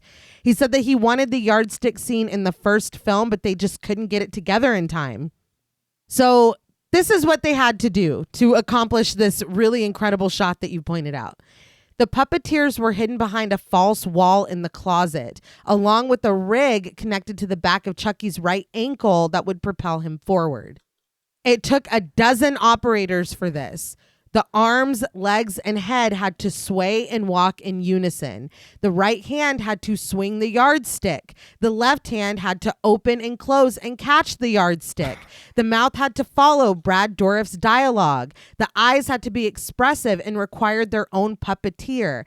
The cam operator had to push in on Chucky. The overhead lighting had to swing, but be careful not to catch the shadows of the puppeteers or the rig. Good And Lord. all of this had to be accomplished with not one of the puppeteers in control of Chucky having direct sight of him. That's God just... damn. Yes. Madness. Yeah. And it looks incredible. I cannot imagine all the time that went into this. The death itself as well was a holdover from Mancini's original idea. I guess of that version of Chucky, maybe Andy not liking his teacher and then Chucky killing her. Yeah. But Tom Holland cut it from the original screenplay. And Dinah Manoff visited the set for Beth Grant's death scene. Aw. So I thought that was really cute. One last thing about Yeager leading the second unit crew to handle, the direction of Chucky's scenes. He would go on to later direct 2 episodes of Tales from the Crypt. And he directed Hellraiser Bloodline, Okay. although he demanded that his name be taken off of Hellraiser Bloodline. God damn. Wow. So I can't wait to see Hellraiser Bloodline. But sitting in the kitchen of the Simpson house, Phil asks what this is all about. Andy answers honestly that Chucky followed him to school. He tried to get him, so he ran home. Phil turns to his wife, asking Joanne if she knows what this is about. What? He just told you. Joanne has some idea because Mrs. Kettlewell called her to let her know that she was keeping Andy after school for detention for writing obscenities on his paper. Okay, so to me, Yeah. this point, what I think is happening here is I think a couple of things. Firstly, he's clearly framing Andy for murder. Chucky. That's what I think is happening. Okay, I Okay. can see that. Because I think that he is putting all these things into motion, especially the fact that the teacher called her. Yeah. Yeah. And then the last person that was seen with her was Andy, and she's dead on the classroom floor. My thought is that Chucky is possibly ruining Andy's life so much that he was just like, take it. You can have it. Take it over. See what you can do with it.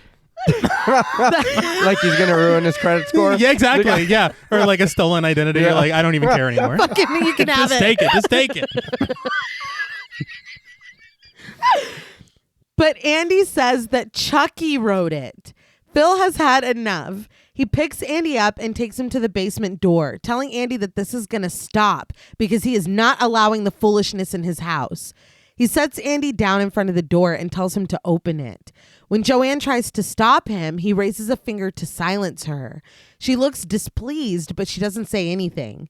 Phil tells Andy again and again to open the door, his voice getting louder and angrier each time. But Andy just looks between him and the closed door, refusing with his inaction. Joanne takes this in and shakes her head, but Phil just opens the door himself. He puts his hand on Andy's shoulder, telling him to look down at the bottom of the stairs and report back what he sees. He peers down, and sure enough, Chucky lies motionless on his back, just like he was left last night. I gotta be honest, man. The fact that Chucky made it back here and remembered where Yeah. Yeah. he just wants it more. That's, you gotta give it to Just Chucky. let him Time crunch. Time crunch. Yeah, dude. That's He's impressive. like, I don't Yeah. have time for this. Andy reports back that he does see Chucky, but Phil interrupts. His name is Tommy. He says that Tommy's been there since last night, hasn't he? He repeats the question again, louder and angrier. And when Andy just looks up at him and doesn't answer, he closes the basement door in frustration. Later in their bedroom, Phil paces, ripping off his tie and stressing that Andy needs professional help. Joanne tells him to stop pretending that he's right about Andy when he never even wanted him here in the first place. As they argue, their voices growing louder. We pan from their bedroom down the hallway, adorned with many framed photos. Phil protests that that isn't true, but Joanne asks what Phil wants them to do now. Just send him back? Phil counters that she doesn't have to make it sound so horrible, but Joanne asks if he really has any idea how traumatic that would be. Phil asks if it would be traumatic for Andy or for her. Because if Andy stays here, he's going to tear this family apart. Joanne doesn't believe that this can be called a family because families don't give up on their children. But Phil yells, "Joanne, he's not our child," before slamming the door. The panning finally stops at the open doorway to Andy's bedroom, where he sits quietly on his bed, having heard the entire conversation. I hate that guy. Yeah. Yes. I don't even have words. I don't think I need words. You see how fucked up this is. Mm-hmm. Yeah. I hate Phil. Yes. This did remind me of an excerpt from the interview that I read with Alex Vincent in that book, because they asked him, what were your different experiences in having Catherine Hicks play your mother and Jenny Agutter play your foster mother? And Alex Vincent tells this story about him and Catherine Hicks's relationship, that she took an interest in him immediately. She wanted to get to know him. They took breaks together. They ate lunch together. His acting coach on Child's Play, Margaret Pollock, became his manager. And then she ended up also managing Catherine Hicks for over 30 years. Oh, wow. Damn. He said that the acting coach found a broken bead on the floor and she gave it to Catherine Hicks to give to Alex Vincent. And she was like, "This is a magic ball. Hold it with you and it's going to bring you luck." Like, she really went above and beyond to make an effort to connect with this child. He said that they really, really bonded. He's been to her home even as an adult. They do cons together. He was like, "She is my friend." He said Garrett Graham and Jenny Agutter, there was nothing. Jeez. They didn't really talk to him. They didn't form a connection. They weren't friends. They had no relationship outside of the scenes that they did together. But he was like, it served the story because I wasn't their kid. I was Catherine Hicks's kid. Jesus Christ. And I was like, man. but again, this is a grown man telling this experience, but an 8-year-old boy experienced this and filed it away. It just made me really sad. That is really sad. Right? And then I flashed back on, he's not our child. It's like, well, goddamn. I feel like I understand like method acting, but I think we can give this kid a little time on a lunch break. Yeah. I mean, goddamn. I mean, even if it's not even to further your performance, it's like, this is a kid on set. There are really, I mean, there's those extras and that little shit in the classroom, but there's no other kids here, you know? Yeah. But Kyle steps in, gently assuring Andy that it's not the end of the world. But when he looks up and tells her sadly that they're going to send him away, she joins him on his bed. She comforts him that he's going to be okay, but Andy wonders where he will even go. Kyle shares that she's lived with dozens of families, and they always seem to send her away right when she's getting comfortable.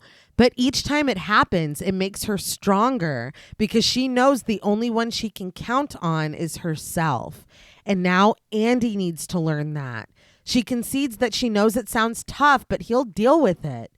Andy looks up at her and realizes that it doesn't matter anyway. No matter where he goes, Chucky is going to find him. And it's not funny, but it's like, this kid really has bigger fish to fry. Yeah. But I did like this moment with him and Kyle, and it really made me hope for a resolution where they end up in Karen's home all together. Yeah. And again, it is another moment. You're happy that at least Andy gets this. Yeah. Yes. Because hearing that bullshit and then it's like, God damn, please don't let him be alone during this. And I'm like, why would you close the door after you said that? Yeah. So it's done. It's like, you think he heard that? Yeah. Oh, no, What the shit. fuck? That was... Oh, yeah, he's right down the fucking hall. But that night, we see the outside of the Simpsons house before glancing up at Joanne's collectibles in a POV shot. We glide through the kitchen, eye level with the low drawers, but when a hand reaches out and yanks the drawer open, it's not Chucky's hand, it's Andy's. He looks through 2 drawers before closing them, unsatisfied, and bravely taking the electric carving knife from the counter. I thought this was a really cool diversion because I thought it was Chucky. Yeah. But I also read that Andy was supposed to say, "Come out, Chucky, it's time to play," after getting the knife, but they cut it. I think it's probably for the best. Yeah. It's a little too like... He's bossing us, man. Yeah, but he's terrified. That. You know? Gripping the knife with both hands, Andy stands at the top of the basement stairs where he can already see that Chucky is no longer where he was left. He travels down, the wooden stairs creaking beneath his feet as he keeps a steady pace. Once in the basement, he looks around, his only company his knife and the tense score. When some, I think, exercise equipment swings in front of him, he doesn't even flinch. He just continues on, searching for Chucky through the many stored items in the basement. He is distracted, staring at maybe a replica of old Chief Woodenhead when a wheel on the other side of the room creaks loudly. There's a lot of like artifacts and things in this basement. I know that they are collectors with the figurines and all this stuff. Yeah. But I'm getting like the Warren household. No, there's a lot of There weird is. shit down It here. is full down here. Yeah. There's no room for a doll or a fight. No. And Andy keeps getting startled by shit. I did read too in that book that Lafia said he would remind Alex Vincent to be scared by yelling through his bullhorn or having people smash bottles on the ground What? to make him jump. And it's like, can we just let actors act? Yeah. God damn. But when Andy goes to investigate and there's nothing there, it creaks again right in front of him and he backs up afraid right into a mannequin. Andy turns on it, ready with his knife, but he realizes that it's not a threat. He backs up into the laundry area, right into the dryer, which buzzes when he hits it. Andy turns on this too, switching on the whirring knife, but he shuts it off when he sees it has nothing to do with Chucky. But Andy kneels down and opens the dryer door, turning the knife on again and poking through the clothes inside of it. I'm like, dude, Well, you're really going to get sent back now because you're cutting up all their clothes. Behind him, though, Chucky's shadow traces along the hanging sheets as he runs by. And this is the second appearance of Ed Gale. okay. Andy senses this and turns, but again sees nothing there. He approaches the hanging sheets slowly and sticks the blade between them, pushing them open. When he is satisfied that there's nothing there, he turns around, just in time for Chucky to jump from above and tackle him to the ground. From the top rope. Yeah. When Andy hits the floor, the carving knife slips from his hand and slides away. Andy reaches for it desperately, but Chucky keeps him pinned down, kicking his feet and yelling as he lowers his teeth to Andy's ear. Phil and Joanne sit in bed, but when Phil thinks he hears something, he switches the TV off. Joanne is sure that it's one of the kids, but this is exactly what Phil is afraid of. He gets up to investigate. He's like, are they breathing at night? Are they fucking walking around? It's like, dude, God. Do you know how much courage Andy had to build up to get that knife and go down there? Yes. Meanwhile, in the basement, Andy is fighting for his life, trying to reach the buzzing carving knife. Chucky assures him that there's no need to fight it. They're going to be very close. In fact, they're going to be fucking inseparable. I was like, that was good. Fantastic. He ate with that one. Oh, yeah. Andy pulls himself closer to the knife, and when he finally grabs it, he thrusts it back, letting the serrated blade bite into the side of Chucky's head. Chucky falls off and sprints away. Regroup. It hurts? Yeah. Just then, Phil opens the basement door and turns on the light, demanding to know what the hell is going on down here. But when he looks down into the basement, there's no sign of a possessed, murderous doll. It's only Andy, standing alone with the whirring electric knife. Phil asks Andy to put the knife down, and when Andy protests that he needs it, Phil repeats himself. He asks Andy to just put the knife down and they'll talk about it.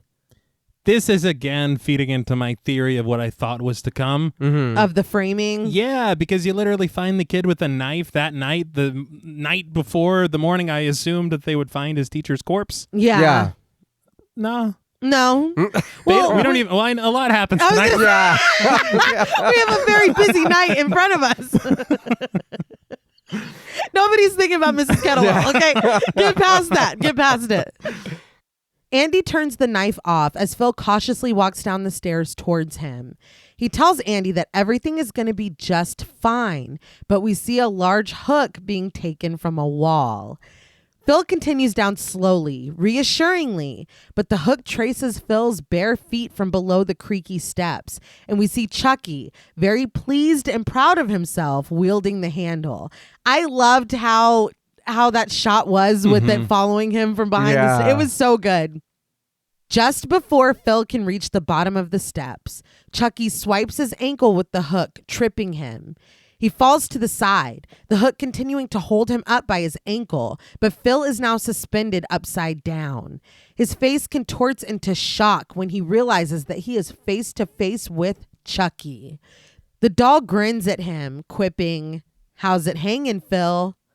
Chucky pulls on the handle, causing the hook to drop Phil, and Phil crashes to the ground, breaking his neck on impact. Andy stares in disbelief, and Chucky once again just flees. Yeah. Before we move forward to the aftermath of this, Mancini said that it was very important to him for Phil before he died to see that Andy was telling the truth. Good. It's a short-lived realization, but I hope he spent his last moments feeling stupid. Yes. How's it hanging, Phil? Chef's kiss. Fantastic. Excellent. But they talked about how they were able to accomplish this. They started with Phil on the ground and they pulled him up and just reversed it. And even knowing it, looking back, it still looks really good. Yeah. But Joanne and Kyle appear at the top of the stairs. And when Joanne sees her husband, she runs to him panicked as Kyle leaves to call an ambulance. Joanne shudders and screams when she sees Phil's unresponsive state. Andy just stares, but when he takes a few steps over, she cries to him to stay away from her. She turns her attention back to Phil and begins to sob. Look, I understand the emotions are very high right now, but Andy's holding an electric knife, not a banana peel. Like, yeah, well, and you see the rail, it's broken. Yeah. it could have just been an accident. Yeah. But it's like, Andy, how did you do that? Not a banana. Did you throw that at him? Outside, a neighbor reports to police that he didn't hear anything as paramedics load Phil's covered body into the back of an ambulance. Upstairs, Joanne is hastily packing Andy's bag, harshly throwing his clothes inside as Kyle watches from the doorway. Joanne looks up at her and says tearfully that she should have listened to Phil. If she had, he would still be here. Kyle assures Joanne that this isn't her fault, but Joanne just stares, unable to respond. I understand her assurances, but the implication is it's not your fault because Andy killed him somehow. Yeah. What don't Phil like said it. was right, but, but this wasn't your fault. Kyle closes up Andy's suitcase and tells Joanne that she'll take care of this. When Joanne still can't answer and only continues to cry, Kyle leaves the room. She finds Andy downstairs where Grace promises him that he's going to be okay. He's just going to stay with them at the center for a little bit while they find him a new family. When she sees Kyle, she tells Andy that they've placed her with lots of families. It always works out okay. I don't know if that is giving the flex that you think it is. No. Yeah. And so we're just going back to the crib, right? I witnessed this accident, quote unquote, in front of me. I'm the only one who's seen this. I'm telling you guys what's wrong. Don't worry, we'll find you somewhere else to go. But we got, let's just go back with us tonight. Yeah, nobody get outta ever here. takes a moment for this kid. They're just like, let's go, Andy. Yeah, It's like, Jesus. Can Poor we talk dude. for a second? Where's the other guy from the beginning? I was going to say, can we Yeah, please bring yeah. that social worker back? Please. Kyle sets down Andy's suitcase and Grace picks it up, telling Andy that it's time to go as she leaves the room, like you said. Yeah. But Andy stays behind. He looks up at Kyle and calmly warns her. He's still in the cellar, Kyle. Don't let him get you too. Kyle doesn't say anything, and when Grace calls for Andy, he goes to her. Kyle closes the door behind them as they leave. That would scare the shit out of me. Yeah. Yeah. I mean, that's terrifying. Mm-hmm. In the basement, Kyle stands next to a homicide investigator played by Stuart Mabray, who is squatted down taking notes. When another officer indicates his watch before walking away, the investigator tells Kyle they'll be out of the way in just a minute. He asks if anyone besides Andy witnessed the accident. Our view widens to reveal Chucky sitting underneath the stairs, and Kyle confirms that Andy was the only witness, and that's the last thing the investigator needs. Oh, right. I would like some kind of continuity with like the fact that they're police in the same city that Norris.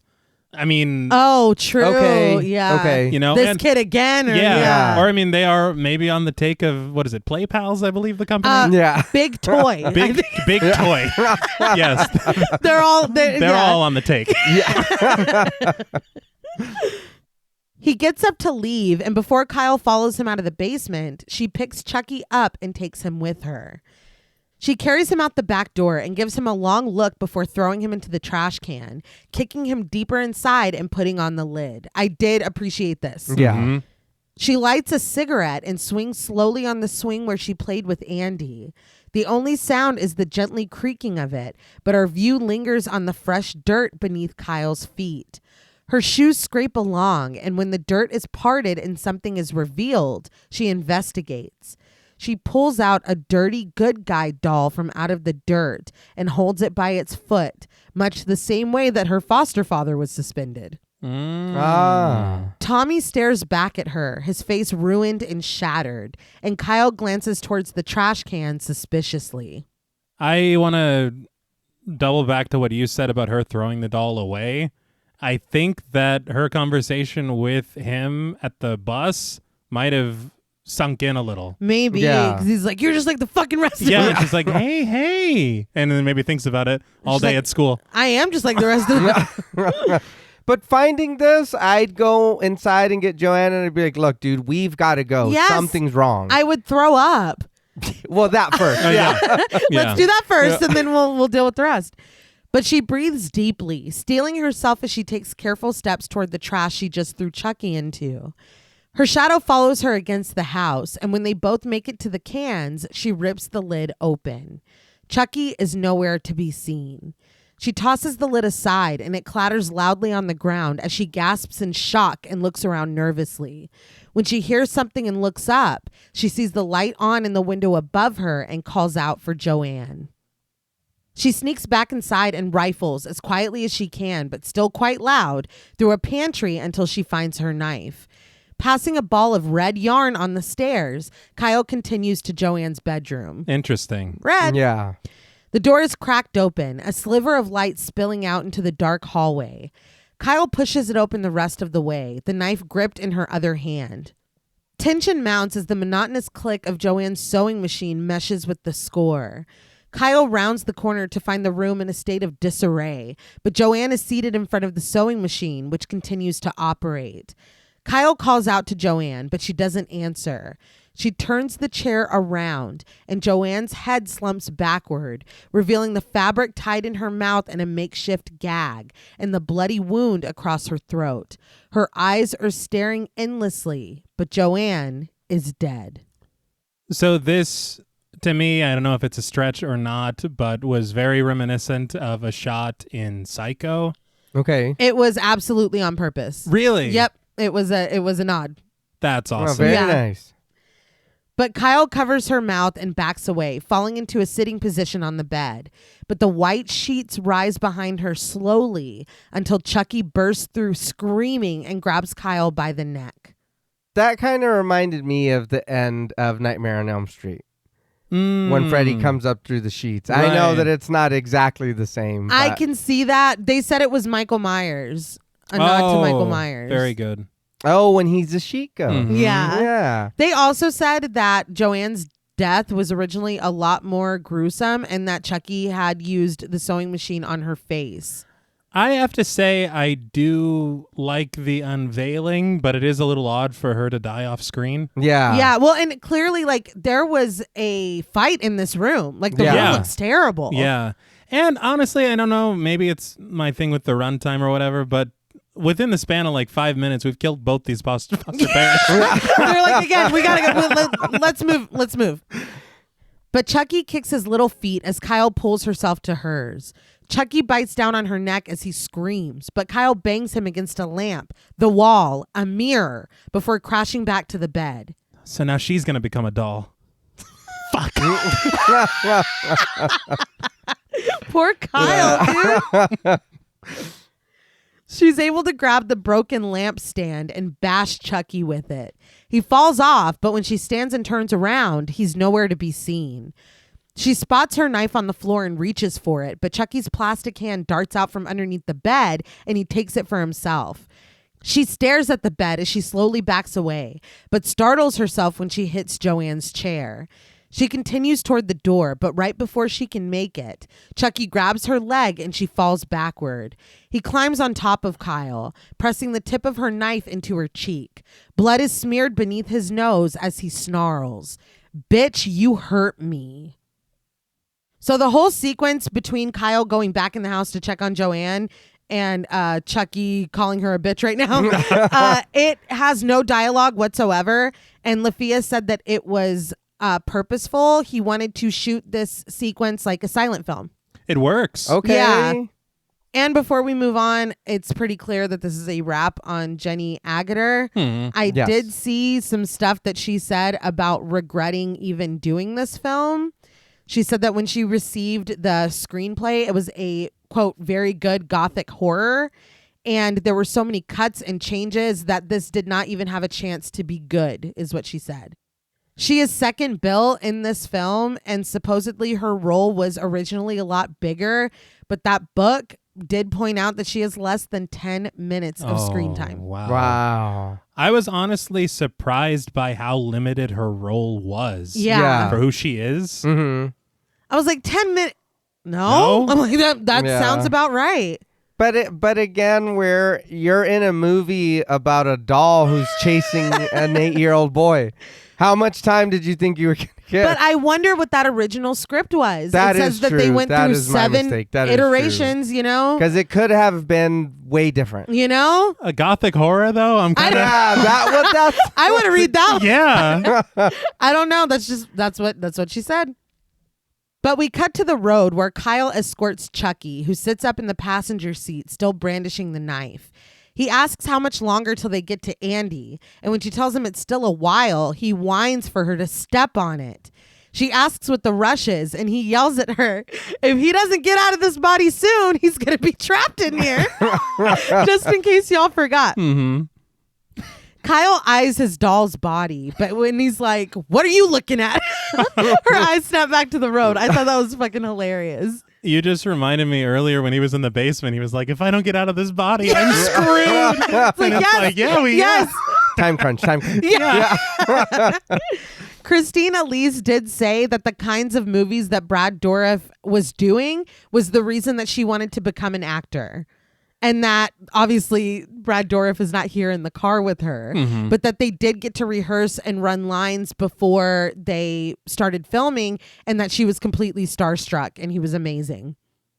But they pass a waiting cop car, and as soon as Kyle goes by, the lights are flicked on and the car follows them. Chucky tells her to floor it, but Kyle advises him to get real. This is a station wagon.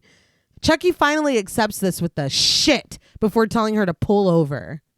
He might be a doll, but he still remembers the fucking law. He's like, oh, okay, okay. And Kyle is cool as a cucumber, man. She is. Yeah. He's You know taken what? to this very well. For finding out that everything that Andy said was true, everything, she really is just like, well, now we're doing this. Like Mattson, what do you want? Yeah. Kyle does pull over, and as the cop approaches, Chucky warns her to behave herself because he will kill her if he has to. He slumps back into inanimate doll mode, but the knife is still clutched in his right hand.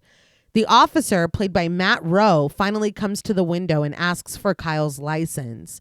She hands it over, and when he reports that she was doing 60 and a 45, he asks what the hurry is. Kyle says that she has a date, and the cop says dryly that she's going to have to do better than that. He looks up from her license when he spots Chucky. He asks if that's one of those good guy dolls because he loves them. Kyle says that it is, and when the officer asks, what's your name, buddy? Chucky turns and replies in his Brad Dourif voice, Chucky. At no point. Yeah. That's strange. I laughed out loud. Shouldn't you say more than that? Yeah. Or should Or you put on sound- the voice. Yeah. No, yeah.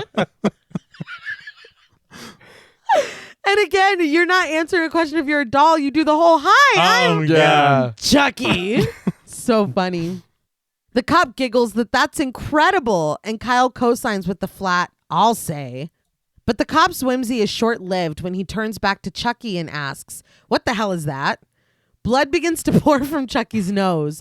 Kyle sees this and thinks quickly. She reminds the cop of dolls that pee. Well, this one bleeds. She chuckles nervously, but the cop has seen enough. He hands her license back and warns her to just slow down and buckle up. With the cop gone, Chucky tells her to get going, and Kyle pulls away slowly. I was expecting this cop to be killed. Oh, absolutely. Oh, after seeing that? No, you go on about your business. Yeah, but I'm all right. it's none of mine. Yeah, my name's Paul. But I did read that this one bleeds was a reference to Mancini's original story, Blood Buddy. Okay. So he's getting it in where he can. Yeah. At the crisis center, Grace tucks Andy into bed. She asks if he's okay, and Andy nods. She tells him lovingly not to let the bed bugs bite, and Andy offers a polite chuckle. But as soon as Grace turns off the light and closes the door, Andy jumps out of bed and takes out some clothes and starts to change. This was heartbreaking because he's like, "Nah, I know some shit's going down tonight." But again, I love that Andy's like, "Fuck this! Nobody wants to believe me. I got to do this." Yeah. Because it's not tied to anyone but him. Yeah. But back in the car, Chucky tells Kyle to speed up. I'm like, you don't fucking learn, dude. Clicking in her seatbelt, she says that she will, but they're just going to get pulled over again. Growing more agitated, Chucky tells her to shut up and drive before he kicks her fucking teeth in. You're talking a lot of shit for a fucking doll, dude. Yeah, but that's great. That's hilarious. But so Kyle does. She steps on it and then slams on the brakes, causing Chucky to fly and crash through the windshield. That shot was hilarious to me. She had a plan. Yeah. She did. She looks around for him, but he throws himself against the hood of the car, angrier than ever, screaming and wielding the knife. This isn't the most intelligent commentary that I'm about to offer right now. Yeah, because we only say smart shit on this show. But as the film progresses, and there was a moment in the classroom as well, but we understand and we've always known that Chucky is ugly as hell. Yeah. But god damn, is he really ugly in this film. Like, he's hard to see sometimes. He's turning. Yeah, it's that when he gets upset, he Ooh. doesn't hold back. No. I don't know if it's maybe the human part or something. I don't know. I don't know what's going on. But there were a few times that I was like, God damn.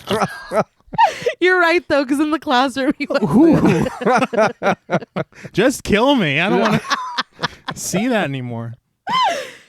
Kyle slams on the accelerator again, but Chucky clings to the hood, cursing goddamn women drivers. It's like, you know, if Charles Lee Ray wasn't a fucking murderer, I bet he would have been fun to be friends with, because this guy, he's quick. He's quick with it. Yeah. He is quick, but I gotta say, I can forgive the murders, but the sexism is... Yeah. That's where we draw the line. But I'm like, that's what you have to say right now while you're clinging to the hood. Yeah, no. It's like he can't stop with the jokes. He can't. But his face is dramatically contorted as he screams. But when Kyle purposefully swerves, Chucky is launched off and crashes against a chain link fence. She backs away, but when Chucky rises to his feet, Kyle goes back, calling Chucky a fucking bastard. But he too fast out of the way, and when Kyle crashes into the fence, he's already gone. She looks around for Chucky, but when she doesn't immediately see him, her concerns lie more with Andy. She slowly gets out of the car, and our view is on her boots from beneath. But Chucky shatters our expectations and jumps on Kyle's back from the top of the car instead. I really loved that. Yeah. That was good. Clutching the knife against her neck, he alerts her that playtime is over. Just full of lines. Yeah. He can't stop. I gotta say, though, after all this, letting that doll get the upper hand is pretty wild. It's embarrassing for sure. Yeah. It'd be discouraging. We're not gonna win tonight. Yeah. It's like, I give a fuck. Give him your soul, Andy. I got work tomorrow. Discouraging is it's the perfect word. It is. But in Andy's room at the crisis center, he sits waiting on his bed, having changed from his pajamas into a jacket and jeans. The fire alarm sounds, and while we hear other children's panicked voices, Andy takes the opportunity to run out of the room. Children flood out of their rooms in their pajamas, and Andy mingles with them, but he stops when he reaches the top of the stairs overlooking the front door. He is not even shocked. He was like, I knew some bullshit was going to happen. Yeah. Like, he's just ready.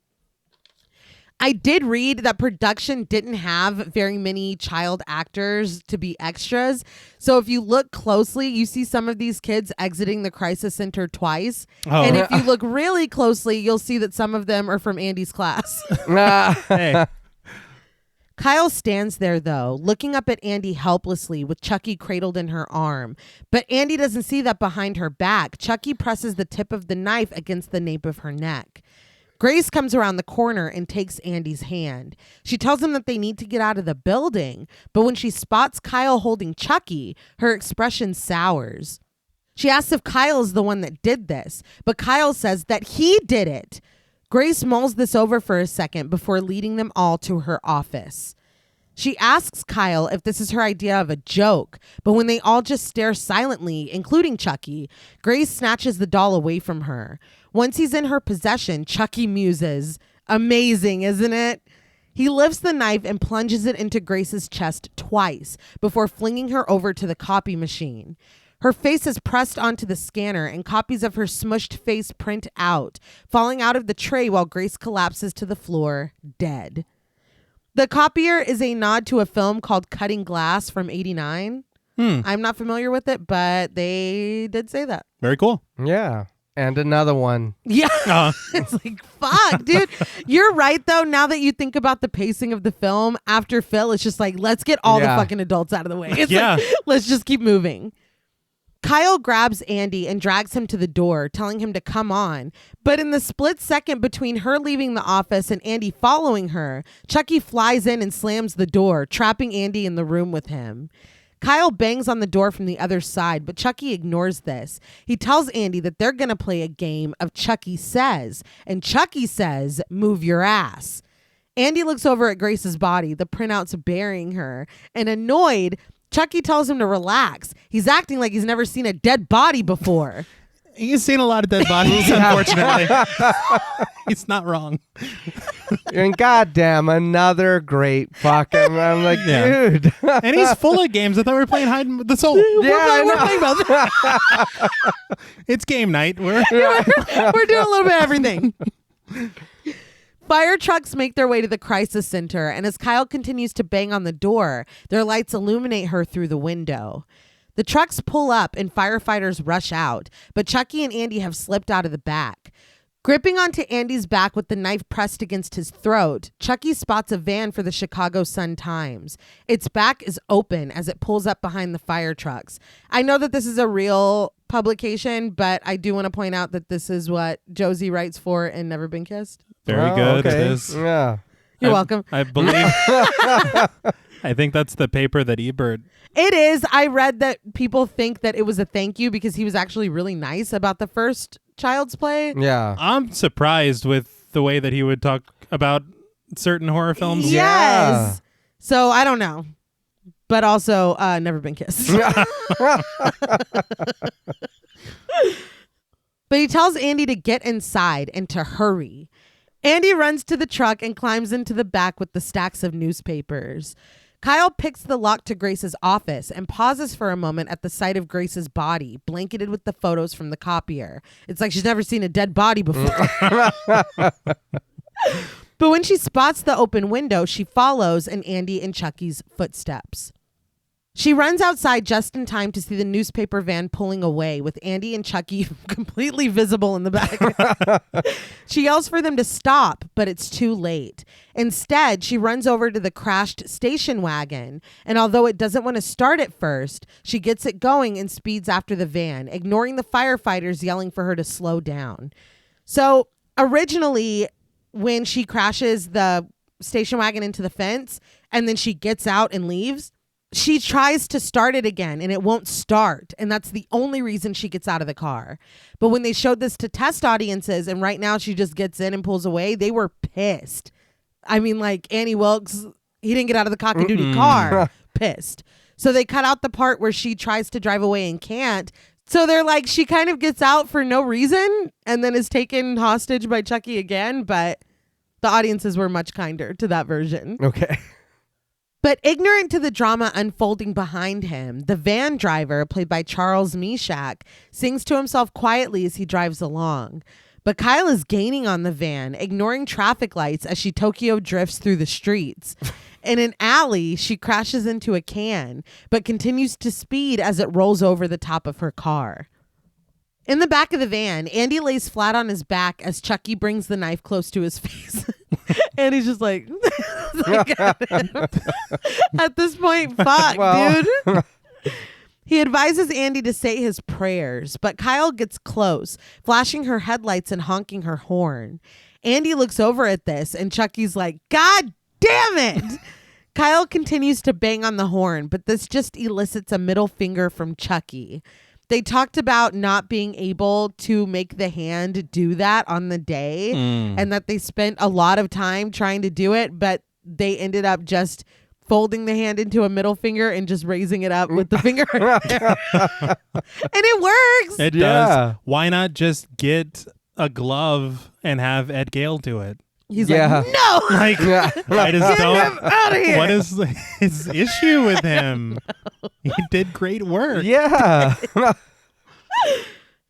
Kyle speeds up until she's right next to the van. She continues to honk her horn until she finally gets the attention of the driver. She screams through the hole that Chucky left in the windshield for him to pull over.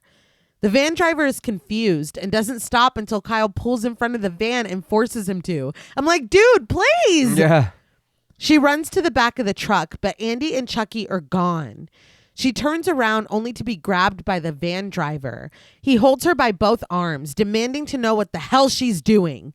Kyle fights against him, but across the street, on the other side of the increasingly busy traffic, she sees Andy's small silhouette running.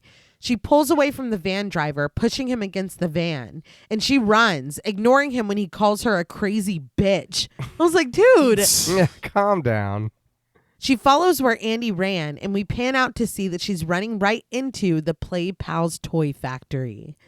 The good guy doll waves mechanically from the sign as a van leaves the garage. Andy sprints in with Chucky still clinging to his back, and the door begins to close as Kyle races toward it. She makes it just in the nick of time, rolling under the door just as it closes. That was a sweet little action roll in there, huh? It's pretty good. Yes, it was. Just in time. Yeah. I did want to talk about this factory. I did read that it was actually an empty warehouse in Valencia, California, and everything in here was designed by the production. Wow. Damn. In the factory, we glide over a storage area filled with boxes of good guy dolls. Chucky still hangs from Andy's back as he runs through the dizzying aisles. But when he comes to a dead end, Chucky alerts Andy that they're home. He bashes Andy with the knife handle and he goes down, immediately knocked out. Chucky tells Andy, close your eyes and count to 7. When you wake, you'll be in heaven. He giggles joyfully as he sets the knife down and announces to the world that this is it. From now on, no more Mr. Good Guy. He's full of them, and I love it. He places a plump plastic hand over Andy's forehead as he begins his chant, finally proclaiming, "Give me the power, I beg of you." Black billowing clouds bloom from the top of the factory, the lightning flashing from within. Kyle wanders the aisles, but she stops when she hears Chucky's chant. He's all in, yelling at the top of his voice as the lights flicker around him and the boxes rattle. I love the look of those clouds. Yes. Yeah. If I recall, they had it similarly in the first one, but they just look way cooler in this one. It looks awesome. But just as quickly as they came, the clouds above the factory contract, curling inside themselves as they deplete. Andy opens his eyes and stares up at Chucky, who gazes back at him happily. He's just like, yeah, I mean, he's doing it. But when a drop of blood hits Andy's cheek, Chucky holds out his hand, catching a drop himself. He stares at it in disbelief and heartbroken realization before screaming, "No!" His cry echoes through the inside of the building and out, where the dark clouds are now completely gone. Chucky focuses his anger at Andy, who is crawling away with the blood still smeared on his cheek. Chucky is now filthy and disheveled as he calls Andy a little shit. It made me laugh because he was just clean and smiling 2 seconds ago. And then you don't get what you want, and then that's how you act. Well, when your hopes are dashed, Yeah. I would say. He asks if he knows what he's done. It's too late. He yells that he's spent too much time in this body and he's fucking trapped here. The boxes quake behind him and he only has enough time to turn and ponder, what the hell? Before they come crashing down on him. Kyle stands at the top of the boxes, having pushed them down onto Chucky. She tells Andy to run and he takes off. Chucky fights his way out of the boxes and lets loose a battle cry. Andy runs by as Kyle climbs down. She grabs him, and after confirming that he's okay, the two run off together hand in hand. They race through the aisles lined with yellow boxes of grinning good guy dolls before they come to another dead end. They turn and run the other way, Kyle helping Andy up when he inevitably falls. But they finally come out of the maze of boxes to an assembly line. Them running through this maze of boxes was a reference to the hedge maze in The Shining. And you can tell. Yeah. Yes, and take a shot. Absolutely. But yeah, absolutely. Kyle leads Andy to the chute where the completed boxes come down. When the last one drops, she tells him that this is the way they have to go. She offers to go first, but tells him to stay right behind her. She begins to climb up the metal rollers, and after a moment of hesitation, Andy climbs up behind her. She makes it to the top and encourages Andy to hurry, but he is fighting for his life. She reaches her hand out to him and their fingers barely graze before Andy slips and the rollers guide him back down toward the bottom. As he slides down, just before he reaches the conveyor belt underneath, Chucky jumps up screaming and holding up the knife. Andy had given up, but this makes him start to climb up to Kyle again. Chucky jumps on too, stabbing the knife down as he climbs up behind Andy. Andy still glances backward to see the doll gaining on him, but Kyle tells him not to look back. Don't, dude. Yeah. Chucky's not changing his mind. No. He is coming for you. And he's like, fuck. And you're right. When he's rolling down, he's just letting it happen. Yeah. He's just like, gave up. it's like, dude, what? I feel like this whole sequence at the factory, Andy's kind of checked out, Yeah. to be honest. I think it does give Kyle the chance to step forward and kind of take lead here. But I'm like, Andy, dude, look alive. Yeah. Like, Dude, he's not even really scared. It's been a long day. He was getting yelled at by Mrs. Kettlewell this Yeah. morning. That was the He got pushed on the bus today. That's right. Yeah. It all does, again, fast. Yeah. Fast. this poor kid. He's fucking exhausted, man. But Chucky pursues, promising that Andy can't get away from him. But Andy can, and he does. He reaches out to Kyle, who pulls him up the rest of the way. Chucky nears the top, vowing that he's going to kill Andy. But before he can pull himself out of the chute, Kyle lowers a metal grate, pinning Chucky's hand down, still holding the knife. Chucky screams in pain, like he takes it really, really bad. Yeah. My hand hurt. Yeah. Andy stares, but Kyle snaps him out of it when she tells him to run. They take off, Chucky screaming, "I'm gonna get you fuckers." Chucky lets go of the knife, and in a sequence that could have been written by Mike Flanagan himself, he begins to pull his arm away from his pinned hand. The hand stays firmly in place beneath the gate, and Chucky pulls his arm, separating the tendons and muscle connecting him to his hand. He screams and groans as the blood pumps from his stump, but not one to be deterred. He just snatches up the knife with his other hand and peers through the gate with a devilish grin. Kyle and Andy make their way through the factory, passing dolls on hooks and conveyor belts in various stages of development. There's a bunch of doll parts here, and I read that Lafia was the 5th of 10 kids, and that he would use doll parts to scare his siblings. And since they scared him as a kid, he wanted to include it in the film. Okay. It's a character from Toy Story based on... Yeah, it was that. Oh, Sid Lafia? Yeah. But when they come to a machine that roughly punches down the eyes into the dolls' heads, Kyle spots the exit door on the other side. She pushes a doll out of the way and gets on the belt herself, letting it guide her toward the exit. But she gasps and backs up when the tool comes down fast, punching the eyes into the waiting doll below. Once it raises back up, she scurries to the other side before it comes down again. She holds out her hand for Andy, who is understandably reluctant. As for Chucky, he is somewhere else, utilizing a vise. He puts his knife inside, blade down, and yanks until he pulls the handle off. He grins. But Kyle is still beckoning Andy to climb onto the belt and to not be afraid. Andy finally does, pushing the dolls out of the way and timing his crossing. He makes it to the other side with Kyle, and the two run to the exit.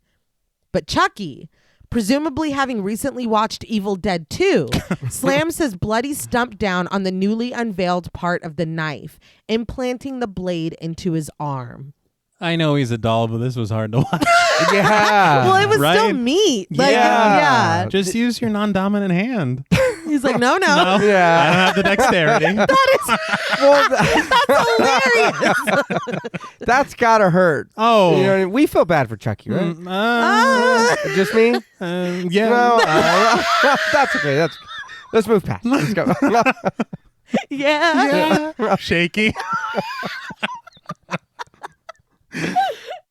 Kyle and Andy find the exit door locked and turn to find another way. That made me laugh because they did all that for that exit door and they're like, oh, well, that's not going to work.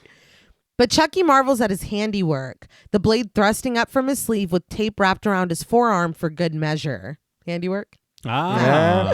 He muses that he hates kids as his face breaks out into a big smile. The eyeball machine is now clogged with dolls because of Andy and Kyle's unsuccessful escape plan. When the arm that punches in the eyes isn't able to do its job, an alarm begins to blare. In an office, a technician played by Vince Malocci sets his magazine down at the alert. He sees one of the machines in the monitor in front of him pulsating red, and annoyed, he goes to investigate the problem. In the factory, Kyle and Andy wander through lines of naked, in-process dolls. They stop when they come to a steaming structure. It warns of its heat, and a sign boasts, "Danger, overflow release valve." When they hear a buzz above them, they look up to the high machine, where the dolls, only assembled to a head and torso, disappear inside. Kyle bumps into a lever, and when a liquid begins to drip out, she yanks Andy out of the way just in time. Instead of hitting him, the drop of molten plastic hits the ground, sizzling on impact. But Chucky, reinvented with his sharp new accessory, forces his way out of a vent. Meanwhile, the technician has returned to the problem machine. He starts to dislodge the dolls, tossing them to the side as he does. And once they're out of the way, he opens his toolbox, gets out a wrench, and climbs inside. We glide over the discarded dolls cluttering the conveyor belt as the technician finishes his job and switches the machine back on. His work done, he turns to leave, but Chucky is waiting. He slashes the technician's throat, causing him to fall backwards onto the belt. His glasses fall away, and his head is immediately held in place by the machine. The arm comes down hard, impaling the technician's eyes with a brand new pair of bright blue plastic ones. The dead technician stares through these sightlessly as the machine releases his head and the belt moves him along. Kyle and Andy come to the machine that punches in the doll's red hair, but Andy, for some reason, keeps walking, grunting as he hits a switch. This is what I'm like, this little boy is checked the fuck out. Just bumping into machinery. Be careful here, dude. There's a lot going on. The switch signals an alarm that blares loudly and urgently. The belt begins to move backwards, pulling the dolls back where they came from. Kyle hits the switch again and the belt rights itself, but the doll that was called back into the high machine that implants the arms and legs comes back down. It is a monstrosity, with hands and feet sticking out every which way of its melted and smoking form. I hope I'm painting a good picture of this. I've never worked in a factory. If the knowledge of a factory extends further than what they were doing in Wellman Plastics at Roseanne, I don't have it. So I'm doing my best. Andy grimaces as Kyle looks up at it, but they're distracted when a doll falls on another conveyor belt, losing its arm in the process and backing up the line. But suddenly, Chucky is right behind the malformed doll. Completely unaware of his surroundings, Andy ducks when Kyle yells at him to, narrowly missing the swing of Chucky's blade. But Kyle takes a tray of spare parts and swings it, knocking Chucky into the machine responsible for punching in the hair. He screams as it stabs him again and again, pinning him down onto the doll's stand with hair and staples. So they gave him a merkin? Like, are they just, what are they? They're like, there you go, Chucky. Yeah, deal with that. It's like Microchip means or whatever. yeah. He's like, you just have the one insult, I guess. You're a nice kid. Yeah. But come on. He only has the one in the chamber. But once the machine stops, Kyle tells Andy to hit the button. He does, and the belt begins to go backwards again, bringing Chucky back up to the small room where the other doll was mutilated. Chucky pleads with them, insisting that he was only playing, but just as the doors close with him inside, Kyle presents him with her middle finger. Payback. That is funny to think that he felled immediately. Oh, yeah. Yeah. He jumped out to scare them and then immediately. He's like, I was just playing, you guys. Andy smiles as the machines do their work and Chucky screams from the inside. Mechanical arms are thrust inside and plastic hands, arms, legs, and feet are brought in. When Andy presses the button to set the belt right again, the doors open and Chucky is revealed to be no more than a smoking mound of mutilated doll parts. Kyle tells Andy that they did it. And how Chucky looks right now, all like malformed and mushed together. It's a reference to The Thing. All right. Very good. She takes him by the hand and leads him away. But as they go, they pass a pool of blood on the ground. Kyle makes sure that Andy is okay and wipes the blood from his cheek. He thanks her sincerely for coming after him, and she tells him playfully that he owes her. But the moment is broken when something swings at them from the ceiling, knocking Kyle out as she falls onto the conveyor belt. People are knocked out very easily in this. Yes. And you had to know that it wasn't over yet. It can't be over. But how did Chucky do this? I haven't determined yet.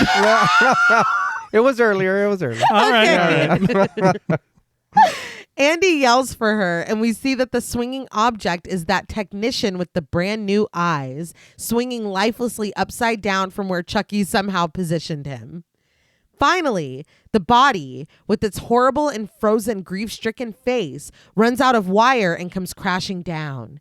Somehow, Chucky has reformed his body from the waist up. He holds his knife hand up as he pulls himself along on a wheeled tray with the other. He tells Andy that he's got him now, and he promises that he's going to cut his legs off too. Andy backs up against a grate as Chucky slices a hanging wire. But when something sizzles, Andy steps out of the way just as Chucky was bringing the knife down. His knife gets stuck, and when he notices the sizzling, he looks up. The machine that Kyle saved Andy from earlier is continuing to drip.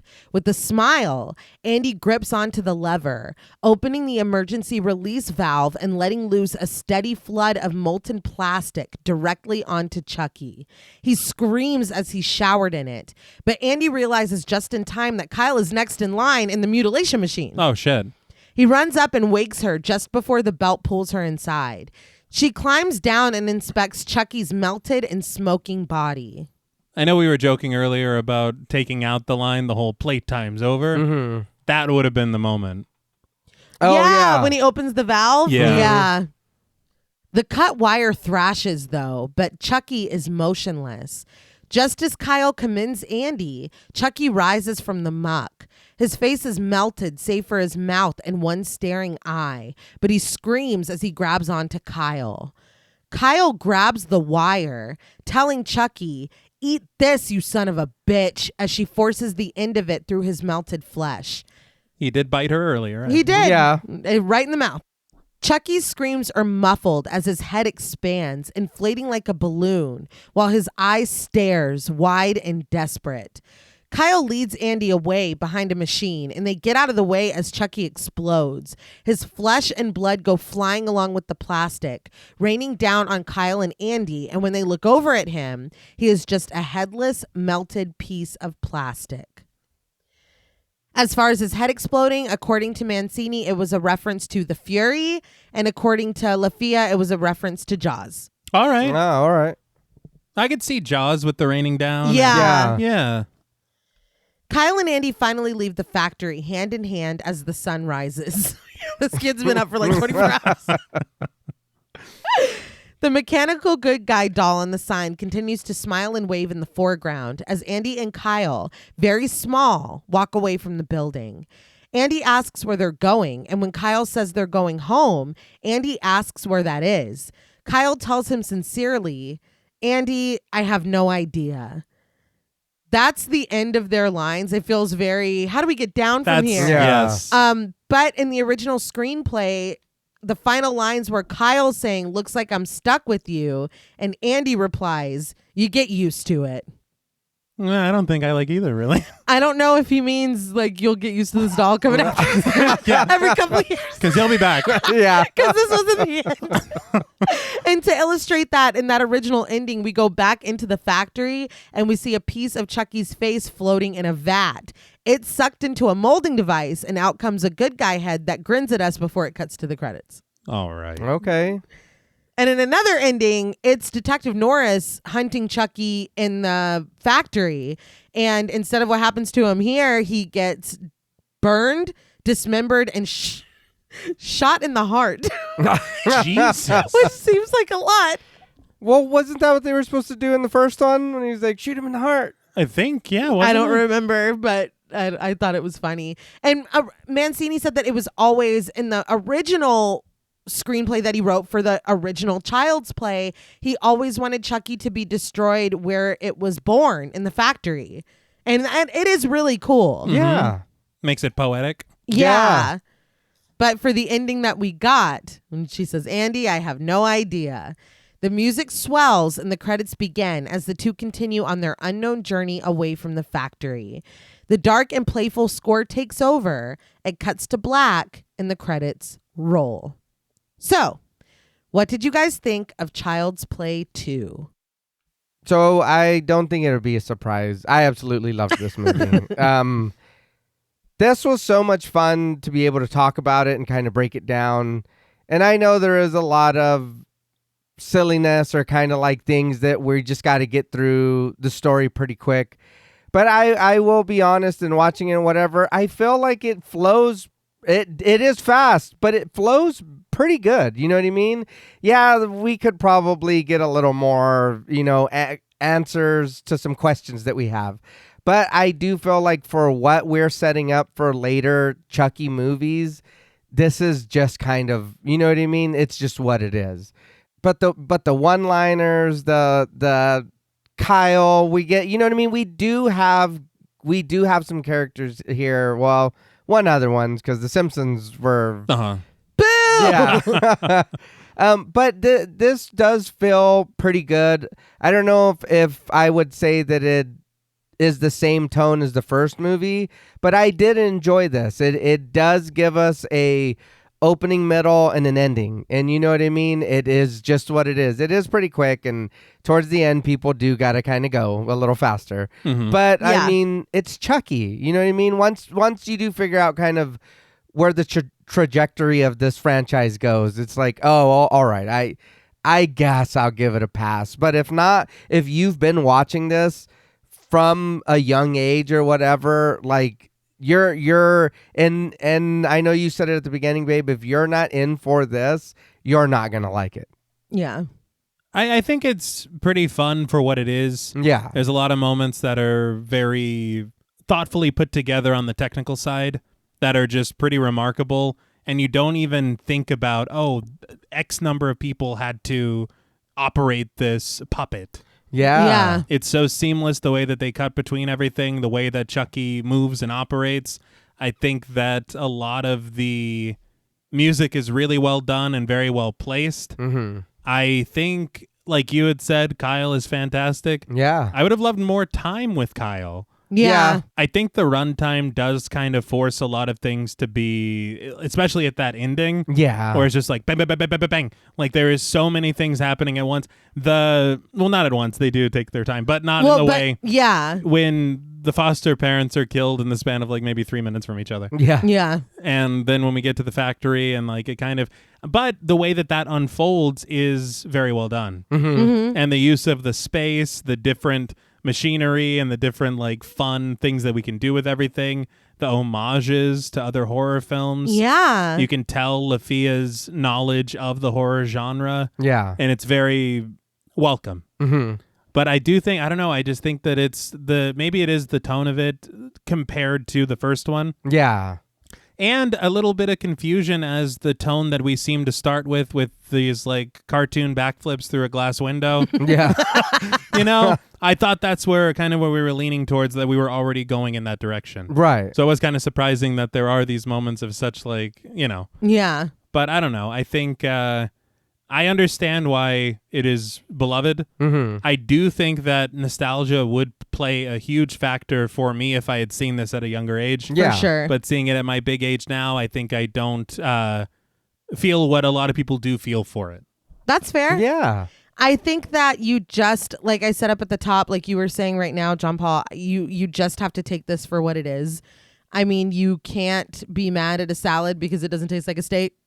You know what I mean? Yeah. You can not like salad, and that's fine, but you can't make it what it's not. And this is not even what the first one is, you know? But I like steak and I like salad. So I did get, I don't know what this fucking analogy is. I think you're just I'm really trying to hungry. make it work. I'm starving.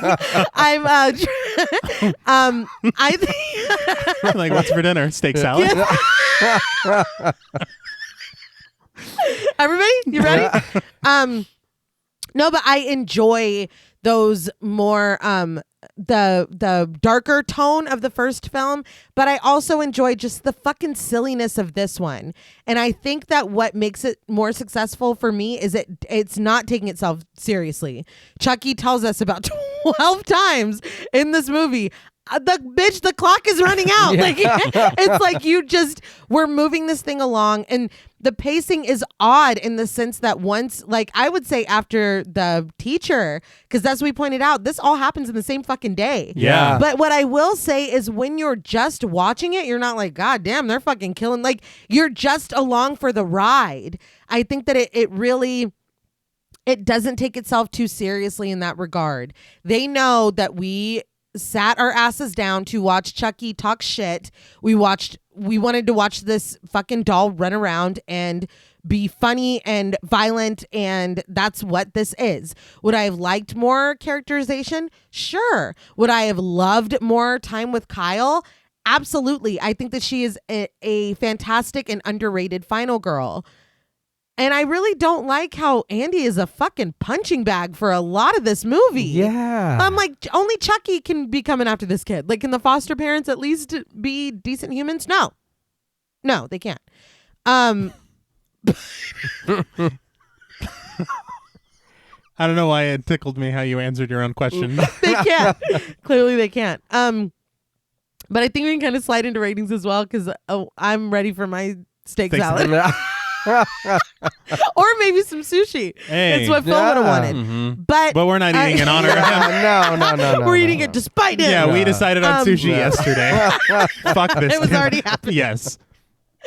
No, but I think that this is just like I said at the beginning, if you are into Chucky's antics and you're into the silliness and suspending your disbelief that this man did not see this fucking big ass doll in his periphery putting a gun next to his face in the car, if you're willing to just take these moments for what they are and really not beg logic, then you're going to have a good time. I think that what is really remarkable, like you were saying, T, is the technical aspects. They are incredible, and just the growth in 2 years from the first one, it's really amazing. I think that there was a little bit of an axe to grind with Mancini and Lafia, and they were really, really kind of wanting to take this in another direction, or rather in their original direction, and we're kind of begrudgingly being like, because I'm gonna fucking disappear or whatever, you know, I'm gonna be stuck in this body. Like you can kind of, and maybe because I know about it and I read about it so much and I saw how kind of, you know, shit talky Mancini was in some interviews, that I do feel it watching it, knowing that, you know, but it's still, again, it's like, what are you going to do with this doll from the first one? Yeah. To part 2. What are we doing here? If you're not bringing Karen back and you're not bringing Detective Norris back, what are we really left with? You know what I mean? And as always, we are, as the franchise goes along, we do reserve the right to tweak our scores as we see fit. But I'm going to be a little bit generous with this one because I am really in awe and admiration at the work that was put into this, especially when you have to think about the scene with the yardstick in the classroom. Just that alone, you know what I mean? That's worth half a point, I would say.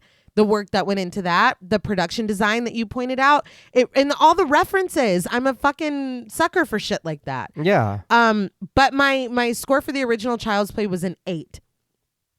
So basing it off of that, and I think maybe around 3 or 4, we can start to adjust and tweak.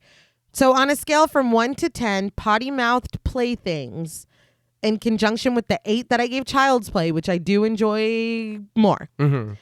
I am giving Child's Play 2 a 6.5 potty-mouthed playthings out of 10.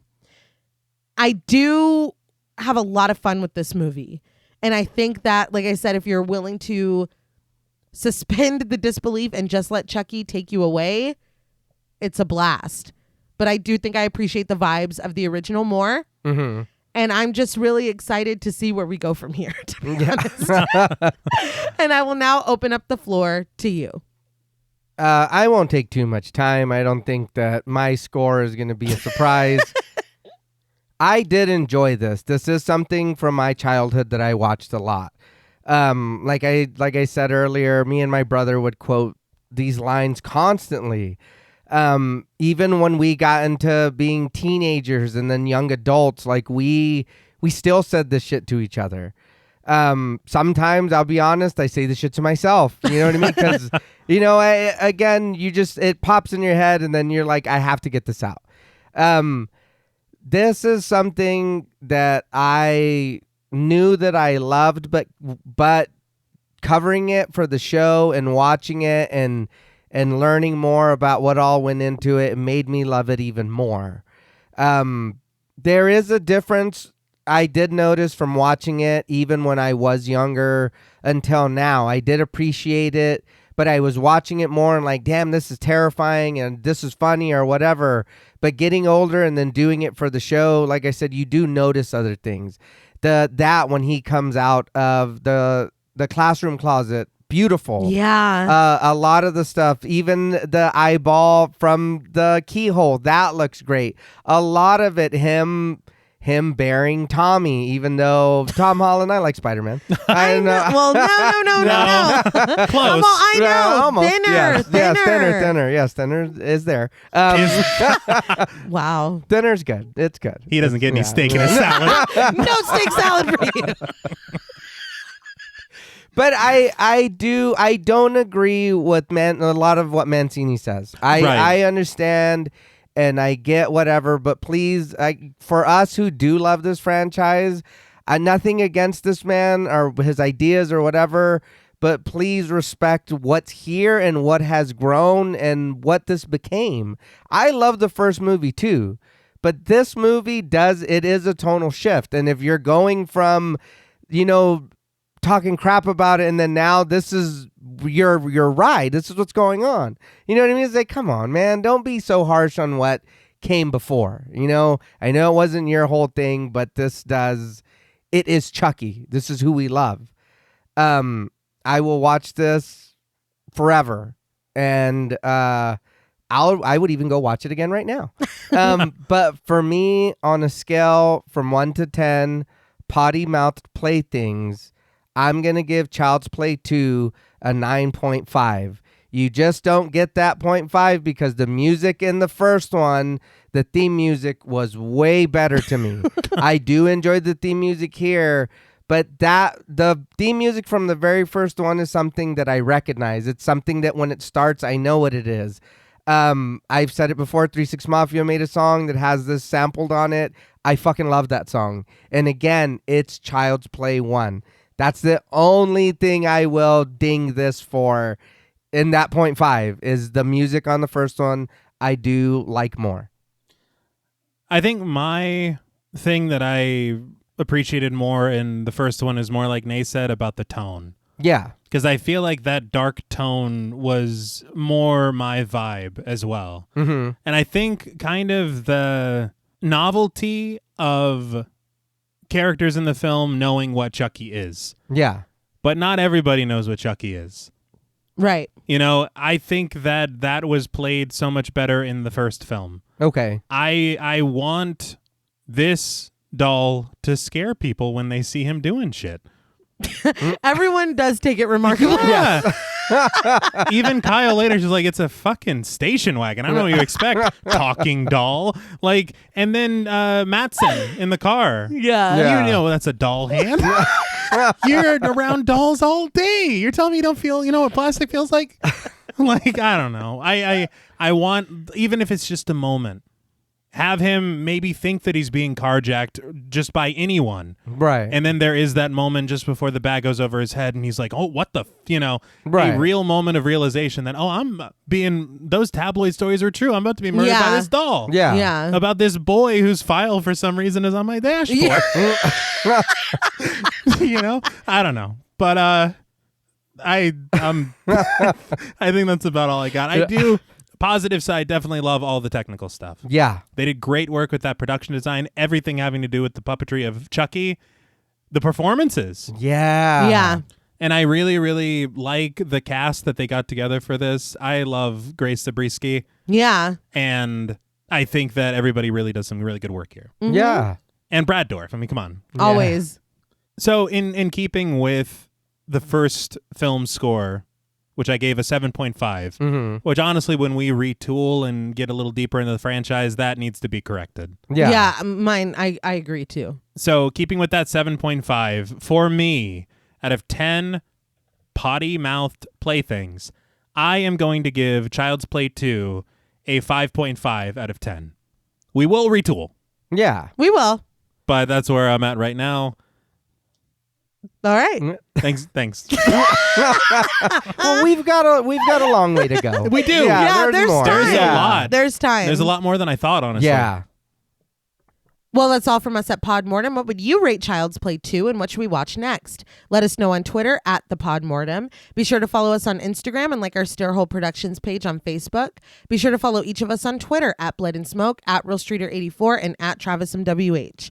Thanks again to Original Cinematic for sponsoring this week's episode. Please consider pledging to our Patreon where you'll get bonus content, our monthly schedule, access to our Discord server, and the opportunity to help us decide which films to cover. Stay tuned until after the music for a special shout out to our Wendigo Getter patrons. And remember, listen to sincere warnings, no matter how improbable. Even children have the discernment to know when playtime is over. Until next time.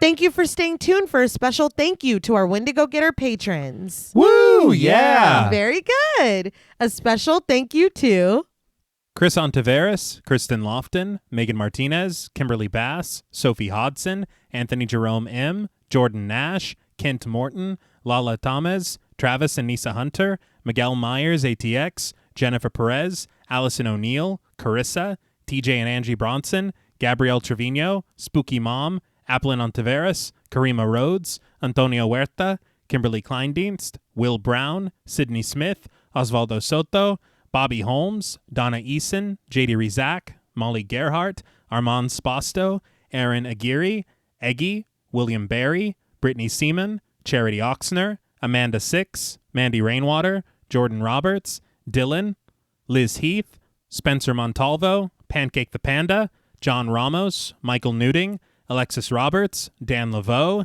Itzy M, Gary Horton, Leisha Olivier, Kate Lamp, Carlos and Sydney, Jessica Hunter, Helena Rudder, Alan Johnston, Mariah, Livy Fun, Scott Troutman-Wise, Towton Watson, Mozzie Bear, Brittany G, Dave Burke, Adrian Stakes, Daniel McGinnis, Nick Spill, Emma Hagel-Kissinger, Valerie G, Emiliana, Brian Glass, CB, Taylor Santana, Will Lewison, Angelique, Smelly Poo Poo Head, Beth Bauer, Cookie, Esperanza J, Jason Kyle OKC, Danielle Peralta, Brandon, Sawyer Reese Farr, Dr. Diva Loves Horror, Girl That's Scary, Cassandra, Andrea Simmons, Ashley Higuera, William and Xxena Rush, Ryan Brom, Megan Ochoa, Laura Lassiter, Eileen O, Marissa E, Sydney, Henry F, Megan M, Strangely Sarah, Christy Beck, Nancy and Andy, Amanda Lopez, Andy Terrell, Jason Hanovan, Katie K, Erica Morin, Cameron S, Nicole Stewart, Tris Wynn, K.87, Mariah Jensen, Carrie A, Lonnie Lono, Powell, Kayla E, Maggie H, Murder Stina, No Thanks Tom Hanks, Kevin McGonigal, Kristen Marcy, Ori 831 Boricua, Look Like That One Girl, Bog Boy, Felnez 63, Alita Pui, Probably My Jugs, Kate Thackeray, Wade Pack, A Lizard, Bay J, Jay Rich, Jen Lassiter, Topher Williams, Elena Metler, Jean Jacket, Valerie K, Christy Lee Kruger, Professor of Humanities, Laura McCarricker, Naomi, Josh Smith, Abby Kopp, Crystal 831, Skank Sinatra, Morgan Alexander, Tony Osteen, Julie Fredborg, Rihanna S, Daniel Taylor, Anna Kate, Heather Ortiz, Jen T, Kim H, August, Vengeance Spirit, Sam J. Green, Kelly Glazyface Mac, Jenny May, Zoe Marie, Glittery Fab, Malik Caselli Armstrong, Scarly D, Toya Shea, Katie, Martin Shaw, Star, Tyler J, Daniel Dickerson, Jordan Gaddis, Cam Davies, Patrick Hoagland, Raven, King Roger, D, Wesley Tart, Kristen Jackson, Jacob Nordberg, Spencer, Samantha, Damian Grant, Half Price Horror, Clemmy, Nisi Nay, Erica, Jason X Rules, Karen Burrows, 203 Duncan, Aaron Norman, Stephen Rogers, Victoria Smith, Corey Gillen, Patricia A. Graham, Erasmo Pena, Danielle Wright, Bud Hates Mushrooms, Tabitha Thomas, Connie Lingus, and Becca Boo. Thank you so much. Yes, thank you all. We appreciate you so much. We really do. Thank you all. You are truly all dolls. Ah. You know, not like this doll. No, he had some intentions. Until next time.